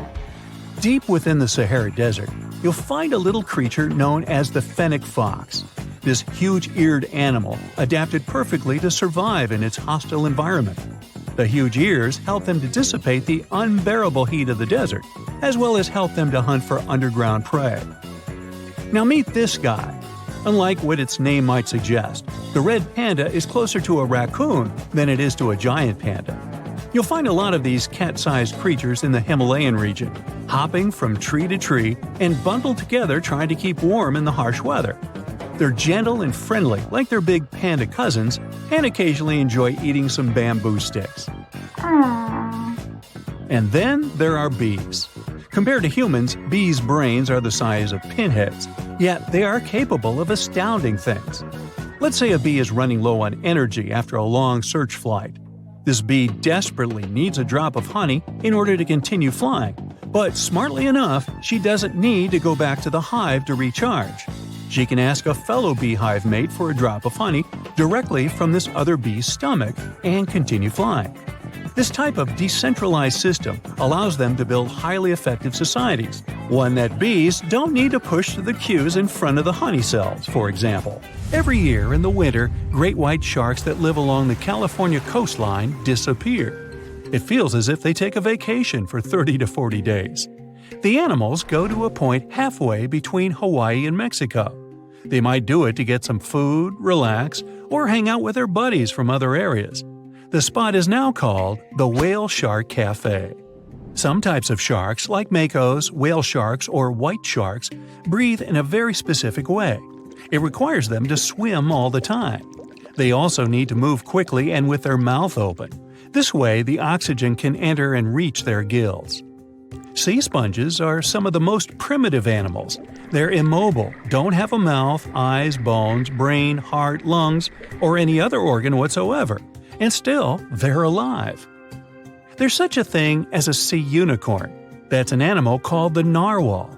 Its horn is actually a tooth that can grow up to 10 feet long. Manatees, also known as sea cows, are distant relatives of elephants. Their weight can go up to 1,000 pounds. These creatures are vegetarian and need to eat around 10% of their total weight on a daily basis. That's lots of sea salad. In some cases, manatees share space with alligators, but they get along pretty well. You can even find a photo from Florida where an alligator rides a manatee's back. Frogfish have special fins that help these creatures walk along the sand. They're very useful in shallow waters.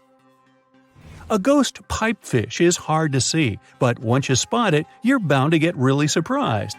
Its head makes up over 40% of its body. Crabs don't feel like wasting time on such formalities as putting foods in their mouth. That's why they taste it with their feet, which is where their taste buds are. Marine iguanas are the only lizards on our planet that like spending time in the ocean, even though they mainly live on land. They're herbivores that feed in shallow waters and swim like snakes. There's something known as the orange cat behavior, and apparently it's not just a meme. So far, scientists have been able to understand that coat color is connected to a feline's gender. And since orange is an X chromosome, orange cats are usually males, like Garfield. The so-called orange cat behavior describes ginger cats as agents of chaos. Again, pretty much like Garfield. However, there haven't been any conclusive studies on whether coat color and cat behavior are truly linked. In terms of vision, mantis shrimps probably have the most psychedelic vision out of all animals. These funny-looking creatures have a whopping 16 varieties of photoreceptors, with 5 of them reserved for the ultraviolet or UV spectrum. Ultraviolet rays are really short wavelengths, which are invisible to humans. The thing science still doesn't understand is how exactly these mantis shrimp view the world around them. Sure, they can perceive a bunch of colors, but they can't necessarily distinguish all of these colors among themselves. It can be that they just see a lot of really vivid, really blurry colors, but we haven't figured out a way to check that out. Now, to say sloths are cute is an understatement. They may be one of the friendliest animals in the jungle, but there's more. If you look closely at their fur coat, you'll notice hints of green. These greeneries are actually tiny little algae that grow alongside sloths. They help sloths to camouflage better in the jungle, but they also nurture them. The little cracks inside a sloth's fur create the perfect environment for algae reproduction, and scientists have found species of algae that don't exist anywhere else in the world. They do get by with a little help from their friends. Deep within the Sahara Desert, you'll find a little creature known as the fennec fox. This huge-eared animal adapted perfectly to survive in its hostile environment. The huge ears help them to dissipate the unbearable heat of the desert, as well as help them to hunt for underground prey. The snowpack over your head splits in two right in front of your eyes and starts tumbling down in the frozen slope to its resting place far, far below. Anything in its way is crushed under the immense mass of snow and debris. You're witnessing an avalanche, one of the most dangerous natural disasters. But what if I tell you about another kind of avalanche, no less blood-chilling than the mountain one? And the most bizarre thing about it is that it occurs underwater. Underwater avalanches are powerful and disastrous natural phenomena, often much more dangerous than land ones. They have the potential to wreak havoc on the entire planet, leading to catastrophic consequences. The most alarming thing? They occur all the time under the surface of the ocean, impossible to see, predict, and extremely difficult to measure. Such avalanches can get 100 times larger than land ones, and they pose a great risk to the world's communications, capable of leaving the entire planet without the internet. But we'll talk about it a bit later. First, let's go 60,000 years back into the past. We're near the northwest coast of Africa, ready to witness the colossal scale and devastating impact of a ginormous underwater avalanche. It started as a quite small underwater landslide in the Agadir Canyon. At first, it was just 0.35 cubic miles of material, but in no time, this mass increased more than 100 times in size while traveling across the Atlantic Ocean floor. As the avalanche sped up and grew, it picked up gravel, sand, rocks, and mud. It carved a devastating path through one of the world's largest submarine canyons, wiping out all forms of animal and plant life on its way. The disastrous flow was so powerful that it literally eroded a 250-mile stretch of the canyon, cutting hundreds of feet into its sides and damaging a total area of 1,740 square miles. That's the area of more than 3.5 New York cities. As for the force of the flow, it was so immense that it propelled massive boulders up the canyon walls to heights of up to 430 feet. Before scientists discovered the evidence of this catastrophic event, they had seriously underestimated the scale of destruction caused by submarine avalanches. By the way, these devastating catastrophes can start not only far away in the ocean, but also at estuaries. Let's go back to 14 January 2020 and see for ourselves. A turbidity current, a rapid, downhill flow of water containing a lot of sediment, rushed more than 680 miles from the Congo River estuary in the deep sea. This current appeared due to two factors: terrible flooding along the Congo River in late December 2019 and unusually large spring tides. This resulted in an avalanche of sand and mud. Its volume was equivalent to 1/3 of all the sediment produced annually by all the rivers in the world. This sediment avalanche accelerated, increasing in speed from 17 feet per second in the upper part of the Congo Canyon to 26 feet per second when it reached the end of the channel, almost 700 miles away from the coastline. This route made it the longest avalanche of sediment ever measured on our planet. 2 days later, the flow reached the deep ocean. The avalanche broke two seabed telecommunication cables, cutting internet data speeds all the way across West, Central, and South Africa. Now, before this disaster, scientists considered that measuring powerful deep-sea avalanches was impractical. But the sediment flow in the Congo Canyon could be monitored directly, finally allowing researchers to assess how major river floods connected to the deep sea. They also concluded that how often underwater avalanches occurred depended on where the observer was.